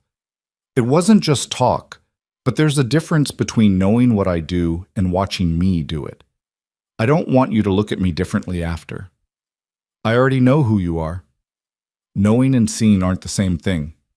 Lena held his gaze. If we're going to do this, if I'm going to be with you, I need to understand all of it, not just the parts you think I can handle. Take me with you. Let me see. Alessandro studied her for a long moment, something like admiration crossing his features. You're serious? Completely. You might not like what you see. Probably not, but I'd rather see the truth than live with sanitized versions of it. He was quiet, clearly weighing the decision. Finally, he nodded. All right, but you stay back. You don't interfere, and if I tell you to leave, you leave. Agreed? Agreed. An hour later, they were in the back of Alessandro's SUV, Marcus driving, while Enzo sat in the passenger seat. The atmosphere in the car was tense, businesslike. Alessandro had transformed completely, his expression cold, his movements economical, every inch the crime boss Maya had warned her about. Where are we going? Lena asked quietly. A warehouse in Red Hook, neutral territory. Julian will be there waiting. Will he come willingly? Marcus and Enzo picked him up an hour ago. They were very persuasive. Lena's stomach twisted, but she kept her expression neutral. She'd asked for this. She needed to see it through. The warehouse was exactly what she'd imagined. Concrete floors, high ceilings, the smell of oil and rust. Julian was there, sitting in a metal chair in the center of the space, his hands zip-tied behind his back. His face was pale, his eyes wide with fear. When he saw Alessandro, that fear intensified into something close to panic. Then he saw Lena, and his expression crumpled. Lena, thank God. Tell him I didn't mean for any of this to happen. Tell him, she's not here to save you, Alessandro said, his voice flat and cold. She's here to listen to you explain exactly how you put her in danger. Julian's mouth opened and closed. I wouldn't. Alessandro nodded to Marcus, who produced a tablet and pulled up security footage. It showed Julian sitting across from a heavy-set man with Slavic features, Viktor Kozlov, Lena assumed, in what looked like a private room in a club. Marcus hit play, and Julian's voice filled the warehouse. I'm telling you, she has access to things. Her new boyfriend is Alessandro Moretti. You know who that is. If she's with him, she's got to have information, access to accounts, something valuable. Kozlov's voice responded, thick with accent. And why would she help you? She doesn't have to help me. You just need to search her place, see what she's got. Use it as leverage, whatever. I'm just saying, she's connected to someone with deep pockets now. The footage cut off. Lena felt like she'd been punched in the stomach. Julian hadn't just mentioned her to save himself. He'd actively suggested she be used as leverage. He'd pointed Kozlov directly at her. That's not... I didn't mean it like that, Julian stammered. I was desperate. Kozlov was threatening to kill me. I just needed to give him something, anything. So you gave him Lena. Alessandro's voice was still eerily calm, but Lena could see the fury in the set of his shoulders, the tension in his jaw. You told a violent criminal that she was connected to me. You suggested she had access to valuable information. You painted a target on her back to save your own skin. I'm sorry. I'm so sorry, Lena. I never thought... You never thought, Alessandro interrupted. That's your problem. You don't think. You just act on impulse and let other people deal with the consequences. He walked slowly toward Julian, and with each step, Julian seemed to shrink further into himself. I paid your debt, Alessandro said. All 200,000 plus interest. Do you know why? Julian shook his head mutely. Because Lena asked me not to kill you. Because despite everything you've done to her, she's still too kind to want you dead. Alessandro stopped directly in front of Julian's chair, looking down at him with cold contempt. But her kindness only extends so far, and my patience is much shorter. What do you want from me? I want you to understand something very clearly. Lena is under my protection. That means she's untouchable. If you speak to her, look at her, think about her, I'll know. And there will be consequences. Alessandro leaned down, his face inches from Julian's. Do you understand? Yes. Yes, I understand. I don't think you do. Alessandro straightened and nodded to Enzo, who stepped forward with a folder. This is everything I know about you, Julian. Your apartment lease, your bank accounts, your mother's address in Connecticut, your sister's new job in Boston, every place you go, every person you care about. Julian's face went sheet white. I'm not threatening your family, Alessandro continued. I don't hurt civilians who haven't earned it, but I want you to understand how easily I could, how completely I own your life right now. You exist because I allow it. You breathe because Lena asked me to let you. I get it. I swear I get it. Good. Then here's what's going to happen. You're going to leave New York. Tonight. You're going to move somewhere far away and start over. Chicago, maybe? Or Los Angeles? Somewhere I don't have to see your face. Alessandro's voice dropped lower, more dangerous. And you're going to forget Lena exists. You're going to forget you ever knew her. Because if I hear that you've contacted her, if I hear that you've mentioned her name to anyone, if I even hear a rumor that you've been talking about her, I will reconsider my merciful mood. Where am I supposed to go? I don't have any money. Marcus will give you $10,000 cash. That's more than generous considering what you deserve. Alessandro stepped back. Use it wisely, start a new life, and be grateful you're getting the chance. Julian looked at Lena, his eyes pleading. Lena, please, you can't just let him...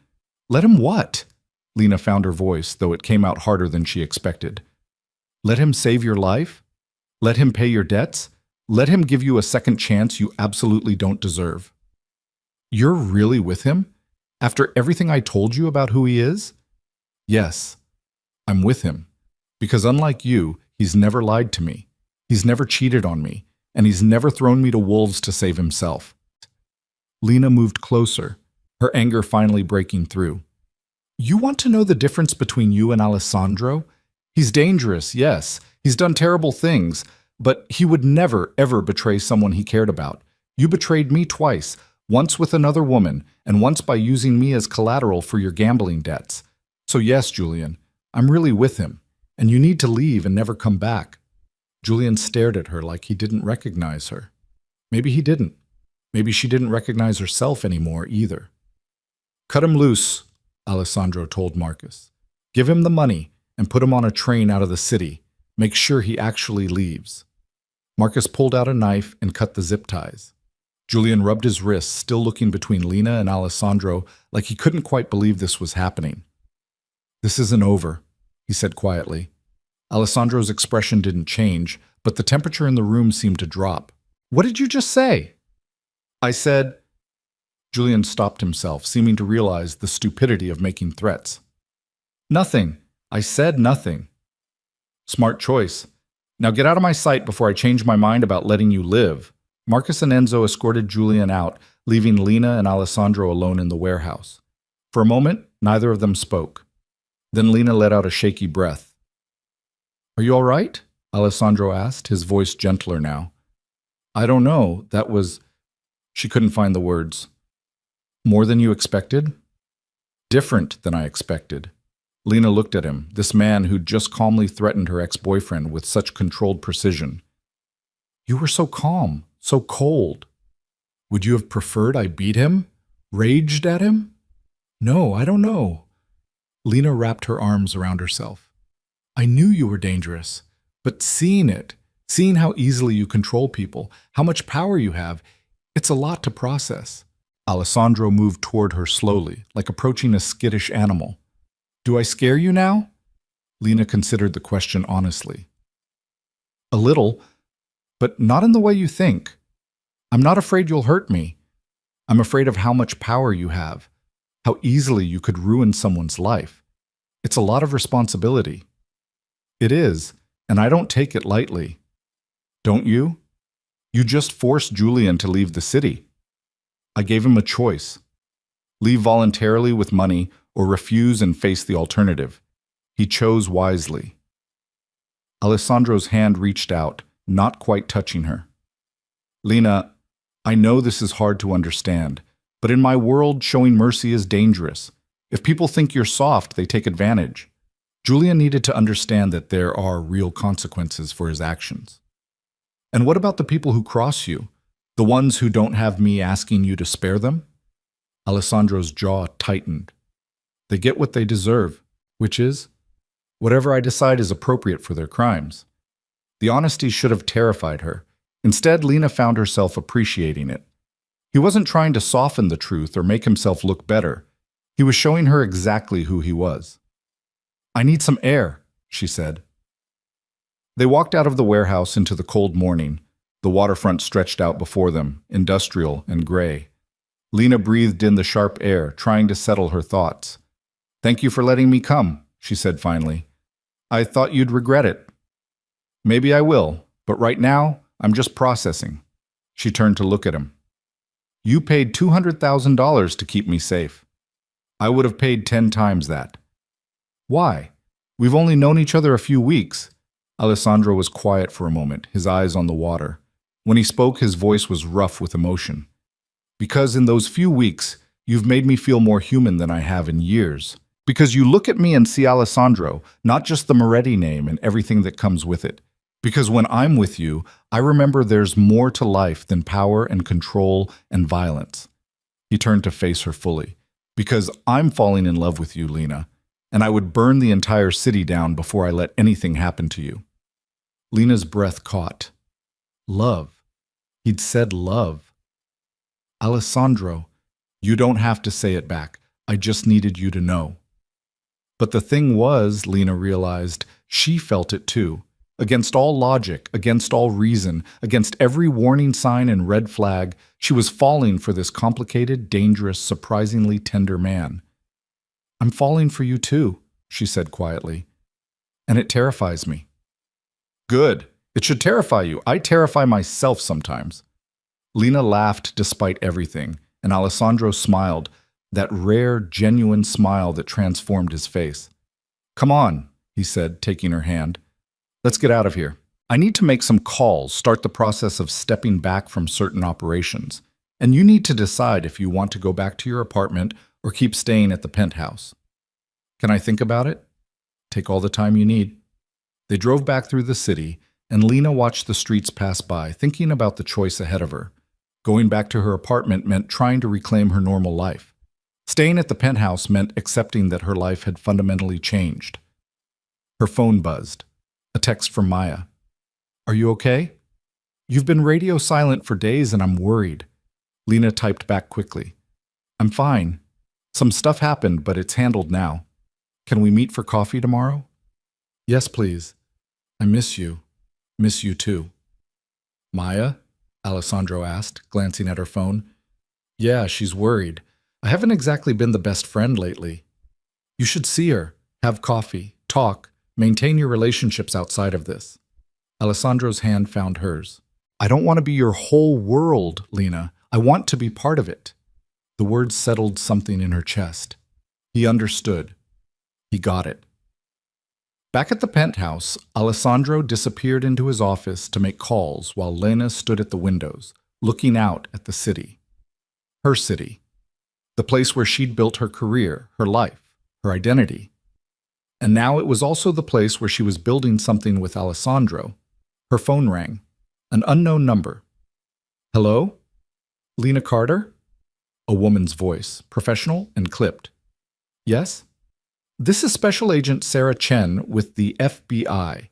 I'd like to speak with you about Alessandro Moretti." Lena's blood ran cold. "I don't know what you're talking about."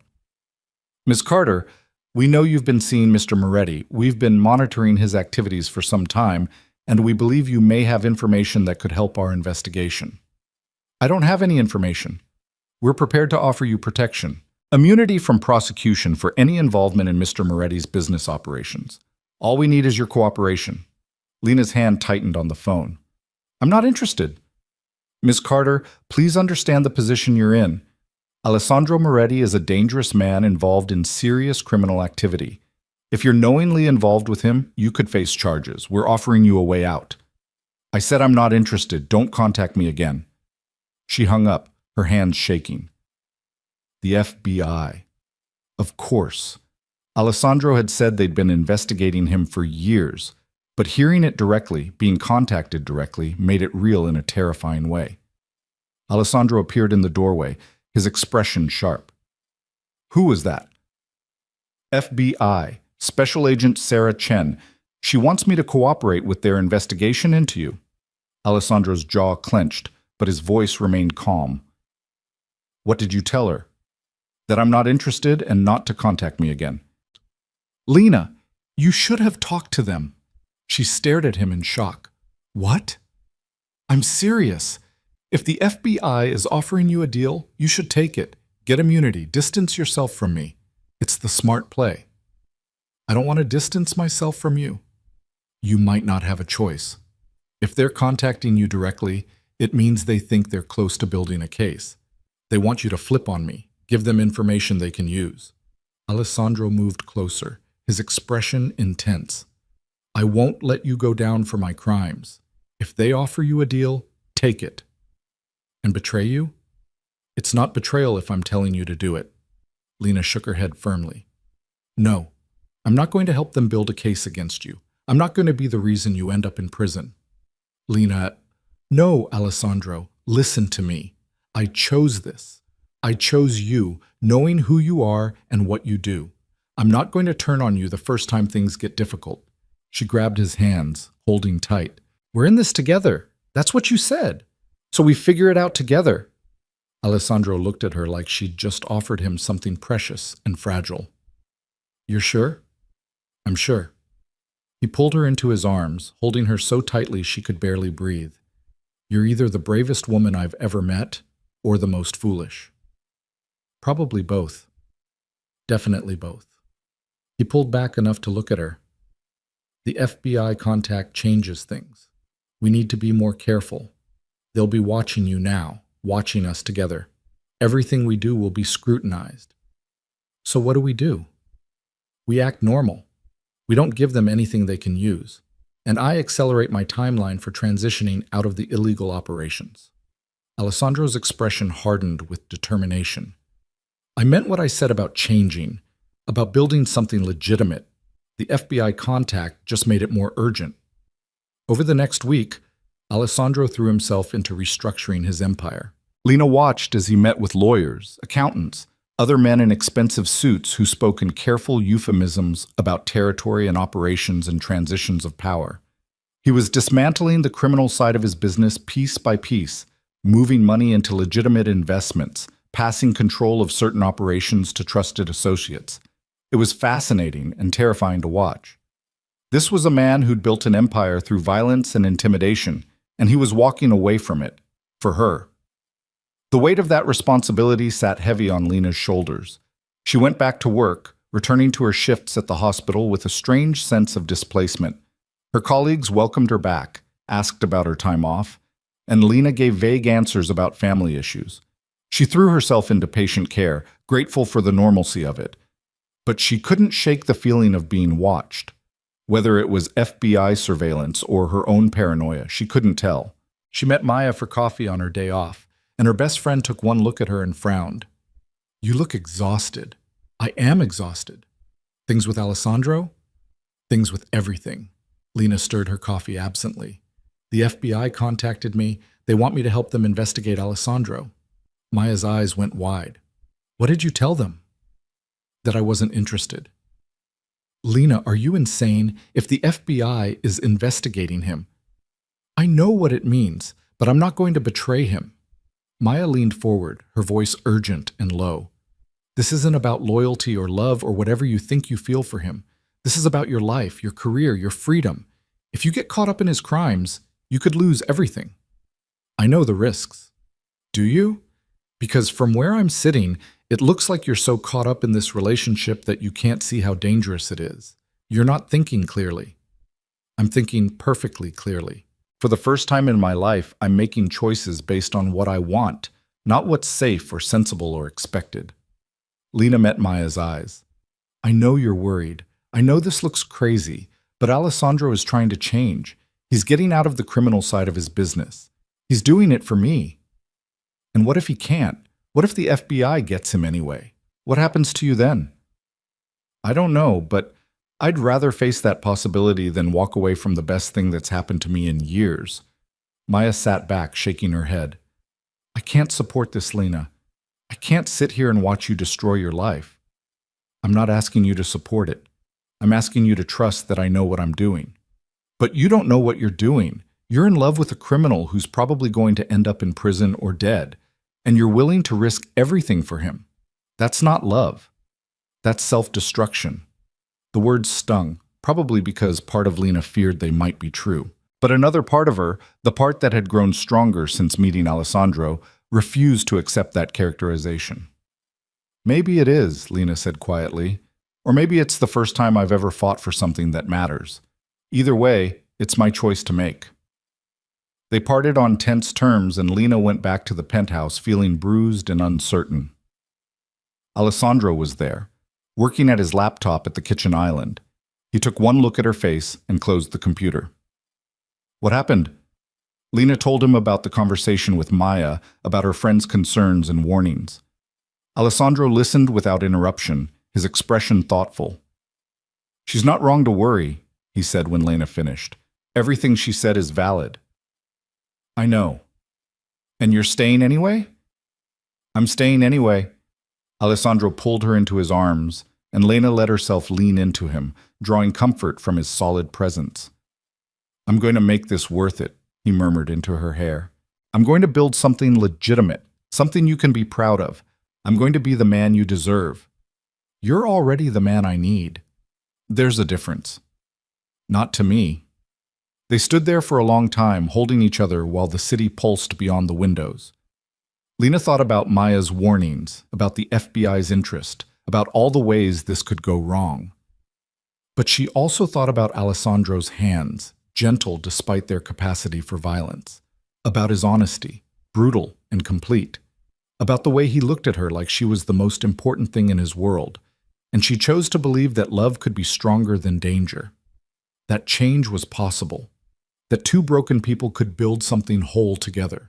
It was probably foolish, probably reckless, probably doomed to end in heartbreak or worse, but it was hers, and that made it worth fighting for.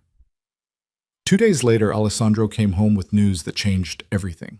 Viktor Kozlov is dead, he said without preamble. Lena looked up from her book, her heart stuttering. What? Kozlov, the loan shark who was threatening Julian. Someone killed him last night. Professional hit, very clean. Did you? No, I had nothing to do with it. Alessandro's expression was grim. But the timing is suspicious.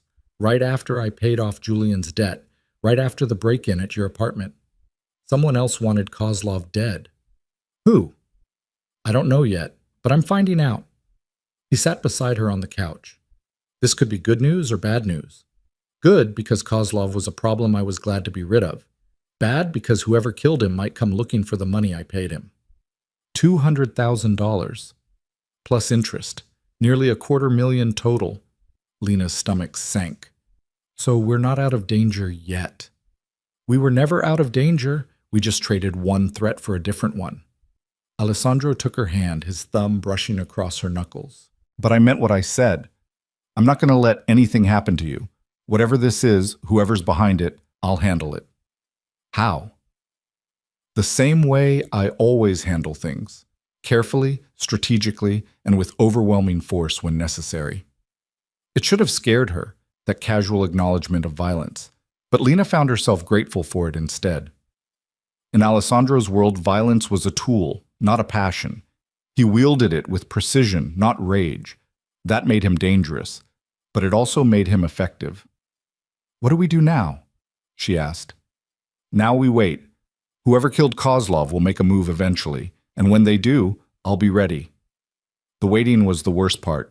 Days passed with no new developments, no threats, no contact from mysterious enemies. Lena went to work, came home to Alessandro, tried to maintain some semblance of normalcy, but the tension was constant, thrumming beneath the surface of every moment. And then exactly 1 week after Kozlov's death, everything came crashing down. Lena was at the hospital when her phone rang. An unknown number again. Hello? Lena Carter. A man's voice this time, unfamiliar. Who is this? Someone with information you need, about your boyfriend and the money he paid Viktor Kozlov. Meet me tonight, 10 o'clock, at the coffee shop on the corner of 5th and 43rd. Come alone. I'm not meeting anyone. Then Alessandro Moretti dies. Your choice. The line went dead. Lena stared at her phone, her heart pounding. This was it, the threat Alessandro had been waiting for, and it was aimed directly at her. She should call Alessandro, tell him about the call, let him handle it. But the voice had been clear, come alone, or Alessandro dies. Lena looked at the clock. She had 8 hours to decide whether to trust the stranger's threat or trust Alessandro's ability to protect them both. Either choice could be fatal, and the wrong choice could cost her everything. Lena's hands shook as she slipped the phone back into her pocket. 8 hours. She had 8 hours to decide whether to walk into what was almost certainly a trap or tell Alessandro and risk whoever was on that call making good on their threat. She finished her shift on autopilot, her mind racing through scenarios.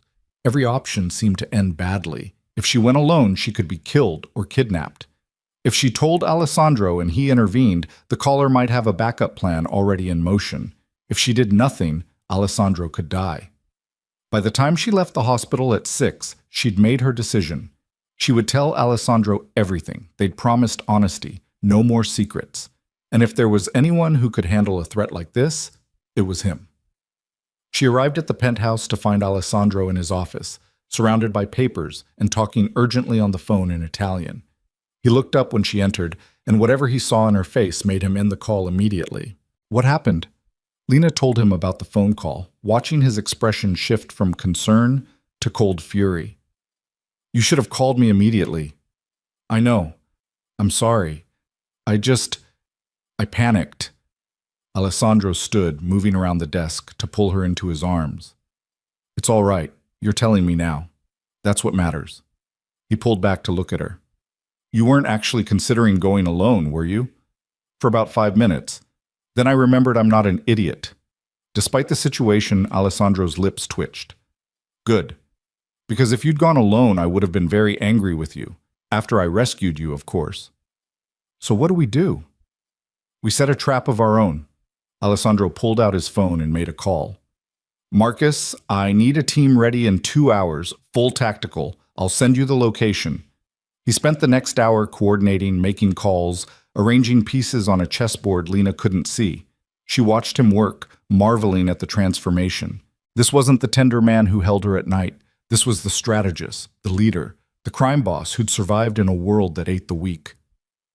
Here's what's going to happen, Alessandro said finally, turning to face her. You're going to that coffee shop, but you won't be alone. I'll have people positioned around the entire block. The moment this person reveals themselves, we'll have them. What if they're watching? What if they see your people? They won't. My team is very good at being invisible. And what if they hurt me before your team can intervene? Alessandro's expression darkened. They won't get the chance. I'll be there too, close enough to reach you in seconds.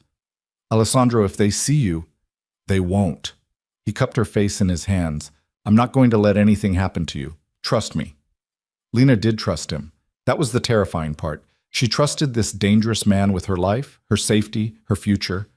Okay, she said. I'll do it. At 9:30, they left the penthouse. Lena rode in Alessandro's SUV while he gave final instructions to his team through an earpiece. When they were 2 blocks from the coffee shop, the car stopped.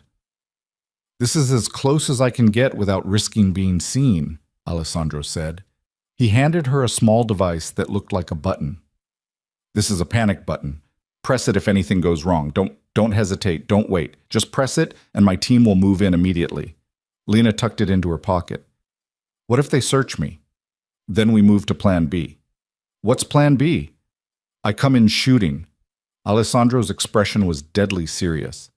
I'd prefer to avoid that, but I will if necessary. He pulled her close, kissing her hard and fast. Be smart. Be careful. And come back to me. I will. Lena walked the last 2 blocks alone, her heart pounding with every step. The coffee shop was still open, warm light spilling onto the street. She pushed through the door at exactly 10 o'clock. The place was nearly empty. A barista behind the counter, a college student in the corner with headphones on, and a man sitting at a table by the window. The man looked up when she entered, and Lena's breath caught. It was Julian. He stood as she approached, his face pale and drawn. Lena, thank you for coming. What the hell is this? You called me? You threatened Alessandro? Keep your voice down. Please, just sit. Lena sat, her hand moving to the panic button in her pocket. You have 30 seconds to explain before I walk out of here. I'm in trouble. Real trouble. Julian's hands were shaking. Leaving New York like Moretti told me to, it wasn't enough. Kozlov's people, they found me anyway. They want the money back.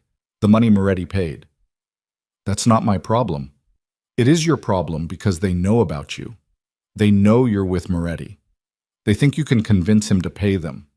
Why would they think that? Julian's face crumpled with guilt. Because I told them. I'm sorry, I was desperate. They were going to kill me. Lena stood abruptly. You used me as leverage again. After everything. After Alessandro paid your debt and let you walk away alive. You threw me to another pack of wolves. Lena, please.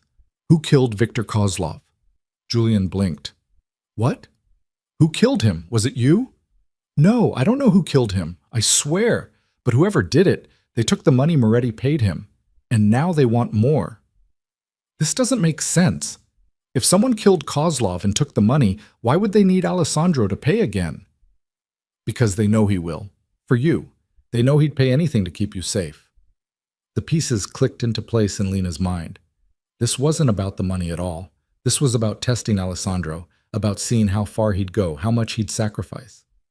Who are they? Lena demanded. Who's behind this? I don't know names. They're Russian, connected to Kozlov's organization. They said they'd kill me if I didn't deliver you. Said they'd kill you if I didn't show up. I didn't know what else to do. Lena's hand closed around the panic button, but before she could press it, the door to the coffee shop opened. 3 men walked in, large, intimidating, with the kind of casual menace that made the barista immediately find somewhere else to be. The college student in the corner didn't look up from their laptop, and Lena realized with a sinking feeling that they were probably part of this too. The lead man, older, with gray at his temples and cold blue eyes, looked at Julian. You did well. Now leave. You said you'd let me go. You said if I brought her, and I'm keeping my word. You're free to leave. Whether you survive the next 24 hours depends on factors outside my control. Julian looked at Lena, his expression pleading for forgiveness she didn't have to give. Then he ran, practically fleeing the coffee shop. The man turned his attention to Lena. Miss Carter, thank you for coming. I didn't have much choice. No, you didn't. He gestured for his men to check the shop. They moved efficiently, searching the bathroom, the back room. One of them pulled the college student's headphones off, spoke to them briefly, then nodded to the leader. We're clear. Excellent. The man sat across from Lena, folding his hands on the table. My name is Dmitry Volkov. Viktor Kozlov was my cousin. Lena's stomach dropped. I didn't know. Of course you didn't. Viktor was careful about his family connections, kept us separate from his business. But blood is blood, Miss Carter, and when someone kills my family, I take it personally. I had nothing to do with his death. I know, but Alessandro Moretti did. Alessandro didn't kill your cousin. Dmitry smiled, but it didn't reach his eyes. Perhaps not directly, but Moretti paid off the debt that put Viktor in the crosshairs. The night Viktor received that payment, he was killed, and the money was stolen. Quite the coincidence, no? Alessandro had nothing to do with it. Maybe, maybe not, but I've decided he owes me a debt regardless. For my cousin's life, for my family's honor. Dmitry leaned forward. And you, Ms. Carter, are how he's going to pay it. Lena pressed the panic button. Nothing happened. She pressed it again, harder. Dmitry's smile widened. Looking for this? He pulled an identical device from his pocket. We found it when we searched Julian before he contacted you. Clever, really, but not clever enough. Terror flooded through Lena's system. Alessandro didn't know. He thought she had a way to signal for help, but Dmitry had already neutralized it. What do you want? $5 million, delivered to me within 24 hours.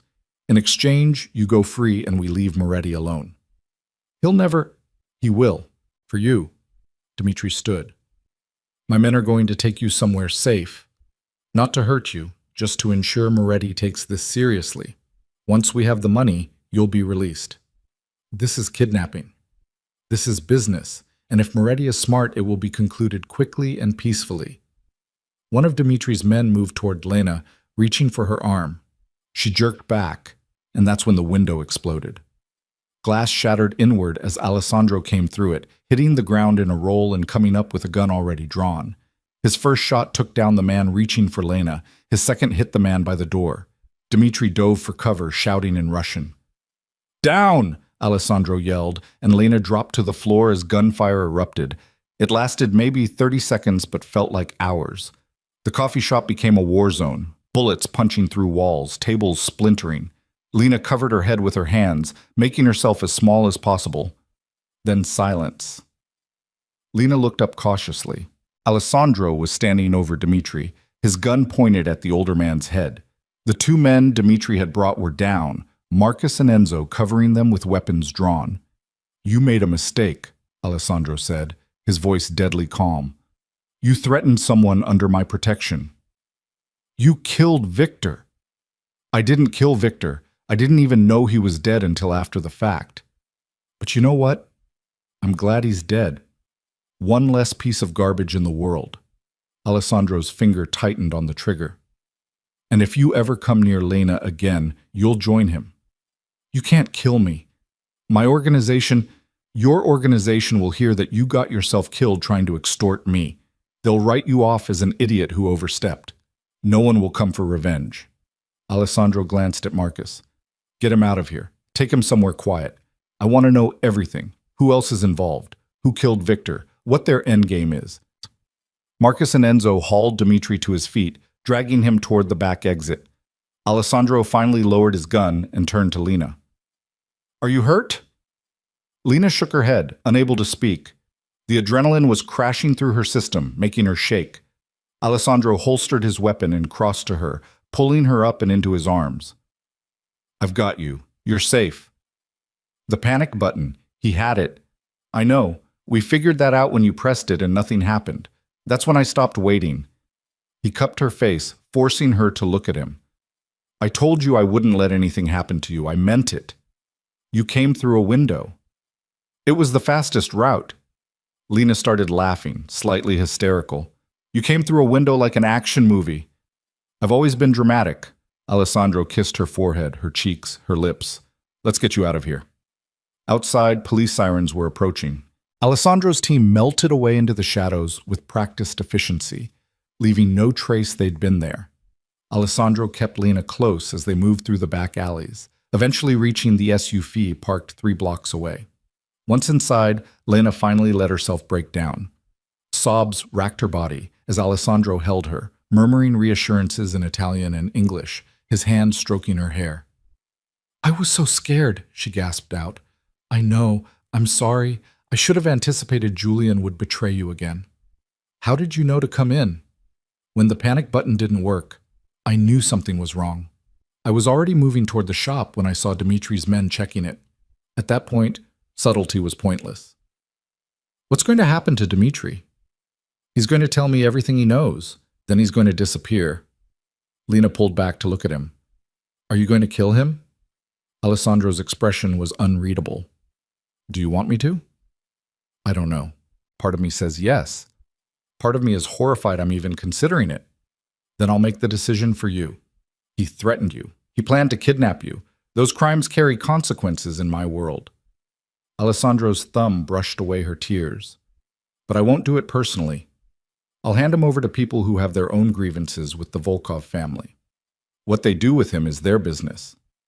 It was a thin distinction, but Lena appreciated it anyway. Alessandro was trying to give her deniability, to keep some distance between her and the violence. They went back to the penthouse, and Alessandro made her take a hot shower while he dealt with the aftermath, calls to his lawyers, his people, the various moving parts of his empire that needed to be managed after a public shootout. When Lena emerged, wrapped in his robe, Alessandro was waiting with tea and something stronger, if she wanted it. "The police?" she asked. "We'll find no useful evidence at the coffee shop. The barista saw nothing, remembers nothing. The building's security cameras mysteriously malfunctioned. As far as official records go, there was a gang altercation between unknown parties. You and I were never there." "And Julian?" Alessandro's expression hardened.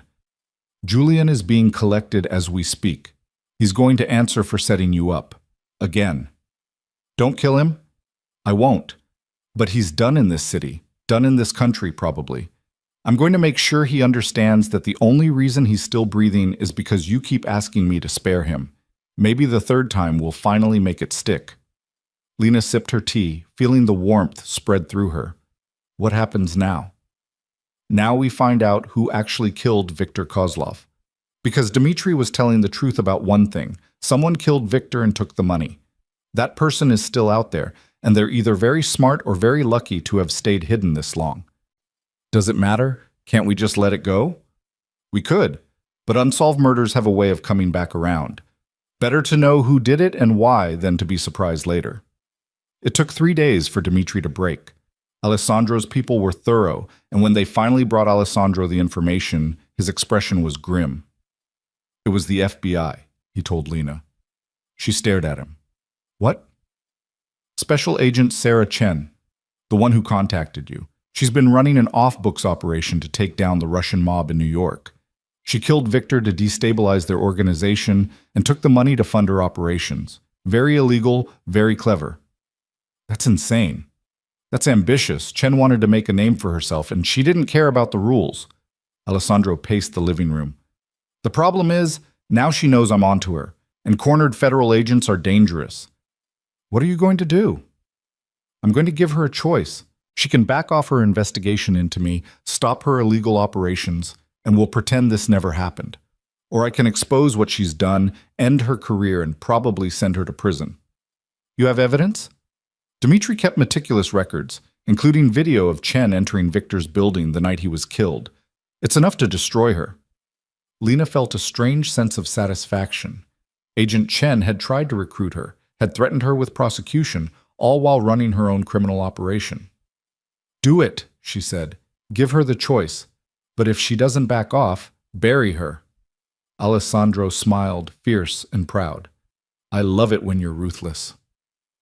The meeting with Agent Chen happened 2 days later in a parking garage, appropriately dramatic for the circumstances. Alessandro brought Leno with him, along with Marcus and Enzo. Chen arrived alone, which was either brave or stupid. Mr. Moretti, Mrs. Carter. She nodded to each of them. I got your message. Then you know why we're here, Alessandro said. You killed Viktor Kozlov. You stole $240,000. You've been running illegal operations under the cover of your badge. You can't prove any of that.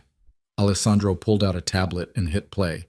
The video showed Chen entering Viktor's building, clear as day. Then another video, this one from inside Viktor's apartment. Chen shooting him twice in the chest, searching his safe, taking the money. Chen's face went pale. Where did you get that? Viktor had cameras you didn't know about. Very paranoid man. Lucky for me. Alessandro turned off the tablet. Here's what's going to happen. You're going to close your investigation into me. You're going to stop your illegal operations. And you're going to leave Lena alone, forever. And if I don't, then I send this video to your superiors, to the media, to everyone. Your career ends. You go to prison. Probably for life, given that you killed someone. Chen's jaw clenched. You're blackmailing a federal agent. I'm giving you a chance to walk away. That's more than you gave Viktor Kozlov. For a long moment, Chen said nothing. Then slowly, she nodded. Fine. The investigation is closed. I'll make sure your name never comes up again in any official capacity. And Lena? I'll forget she exists. Good. Alessandro stepped closer, his voice dropping to something dangerous. But understand this, Agent Chen. If you ever change your mind, if you ever come after either of us again, that video goes public. And I have enough resources and connections to make sure you never work in law enforcement again. Are we clear? Crystal. Chen left without another word, and Lena let out a breath she didn't know she'd been holding. Is it really over? She asked. This part is. There will always be other threats, other problems, but the immediate danger is handled. Alessandro took her hand. You're safe. We're safe. Over the next several weeks, life began to settle into something resembling normal. Alessandro continued restructuring his business, moving away from the criminal operations and into legitimate enterprises. It was slow, complicated work, but he was committed. Lena went back to full-time at the hospital, throwing herself into her patients with renewed energy. She met Maya for coffee and slowly repaired their friendship, though things weren't quite the same as they'd been before. And every night, she came home to Alessandro, to the penthouse that had become their shared space. They cooked together, watched movies, made love with increasing tenderness and passion. They talked about the future, carefully, tentatively, but with growing confidence. 6 months after that first desperate kiss at the charity gala, Alessandro took Lena back to the lake where they'd had their picnic. The autumn colors had given way to winter snow, and the landscape was transformed into something pristine and beautiful. "I have something to ask you," Alessandro said, as they stood at the water's edge. Lena's heart began to race. "Okay. I know this has been fast. I know we've been through more in 6 months than most couples experience in years. I know there are still risks, still complications." He turned to face her fully, taking both her hands. "But Lena, you've changed my life. You've made me want to be better, to build something real. You've given me hope for a future I didn't think I could have." He dropped to one knee and Lena's breath caught. "I'm not perfect. I'll probably never be perfect. But I promise to spend the rest of my life trying to deserve you, to protect you, to love you with everything I have." He pulled out a small box, opening it to reveal a simple, elegant diamond ring. "Lena Carter, will you marry me?" Tears streamed down Lena's face. She thought about everything they'd been through, the danger, the fear, the violence. But she also thought about the tenderness, the honesty, the way Alessandro had kept every promise he'd made to her. "Yes," she said, pulling him to his feet. "Yes, I'll marry you." Alessandro kissed her as snow began to fall around them, soft and perfect. When they finally broke apart, both were smiling. "I have something for you too," Lena said. "I've been waiting for the right moment." She pulled out her own small box, and Alessandro's eyebrows rose. "You're proposing back?" "No, I'm giving you this." She opened it to reveal a small key. "It's the key to my apartment, the one I finally moved back into last week. I want you to have it. I want you to have access to every part of my life." Alessandro took the key, his expression soft. "I already have a key to your apartment." "I know. You had one made weeks ago, but this is different. This is me giving it to you, choosing to give it to you." He understood the distinction, the symbolism. "Thank you." They drove back to the city as newly engaged couple, already making plans. A small wedding, they decided. Just close friends and family. Nothing ostentatious. Alessandro's transition out of criminal operations continued steadily. Within a year, he divested himself of everything illegal, keeping only the legitimate businesses. It cost him power, cost him connections, cost him the respect of men who valued violence over strategy. But he gained something more valuable: peace. And Lena. They married in a small ceremony in the penthouse, surrounded by the people who mattered most. Maya was there, having finally accepted that Lena had made her choice, and it was the right one for her. Alessandro's business partners attended, along with a handful of people from his old life who'd supported his transition. Lena wore a simple white dress and carried white roses. Alessandro wore a dark suit and couldn't stop smiling. When they exchanged vows, promising to love and protect each other, through whatever came next, there wasn't a dry eye in the room. Their honeymoon was 2 weeks in Italy, exploring Alessandro's family's homeland. They ate amazing food, visited ancient ruins, and spent lazy afternoons in bed, talking about their future. When they returned to New York, they bought a house in Brooklyn, something with a yard and room to grow. Lena continued working at the hospital, eventually taking a position training new pediatric nurses. Alessandro focused on his real estate empire, building affordable housing and community centers in underserved neighborhoods. He never forgot where he came from or what he'd done, but he chose every day to be better, to do better. And Lena stood beside him, not blind to his past, but choosing to focus on their future. 2 years after their wedding, Lena discovered she was pregnant. Alessandro cried when she told him, overcome with emotions he couldn't name. They prepared for parenthood together, transforming one of the bedrooms into a nursery, reading every book they could find. Their daughter was born on a clear spring morning, perfect and healthy. They named her Elena, after Alessandro's mother. And when Alessandro held his daughter for the first time, looking down at her tiny face with such tender wonder, Lena knew without doubt that she'd made the right choice. The man who'd once been one of New York's most feared crime bosses was now a devoted father, husband, and legitimate businessman. He still had edges, still had the capacity for controlled violence if necessary, but he chose gentleness. He chose family. He chose love. And Lena, who'd started this journey with a desperate request to a stranger at a gala, had found something she never expected, a partner who saw all of her and loved her anyway, who protected her fiercely while respecting her strength, who had changed his entire life because she'd asked him to try. Years later, when Elena was old enough to ask how her parents met, Lena and Alessandro would exchange a look and smile. "It's a long story," Lena would say. "A very dramatic story," Alessandro would add. "But it has a happy ending," Lena would finish. And it did. Not perfect. Nothing ever was. But happy. Real. Hard-won and deeply cherished.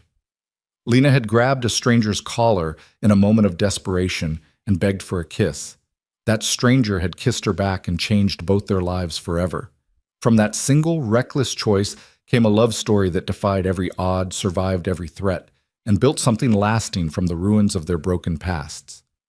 It was dangerous, it was complicated, it was everything everyone had warned her against, and it was absolutely, perfectly worth it.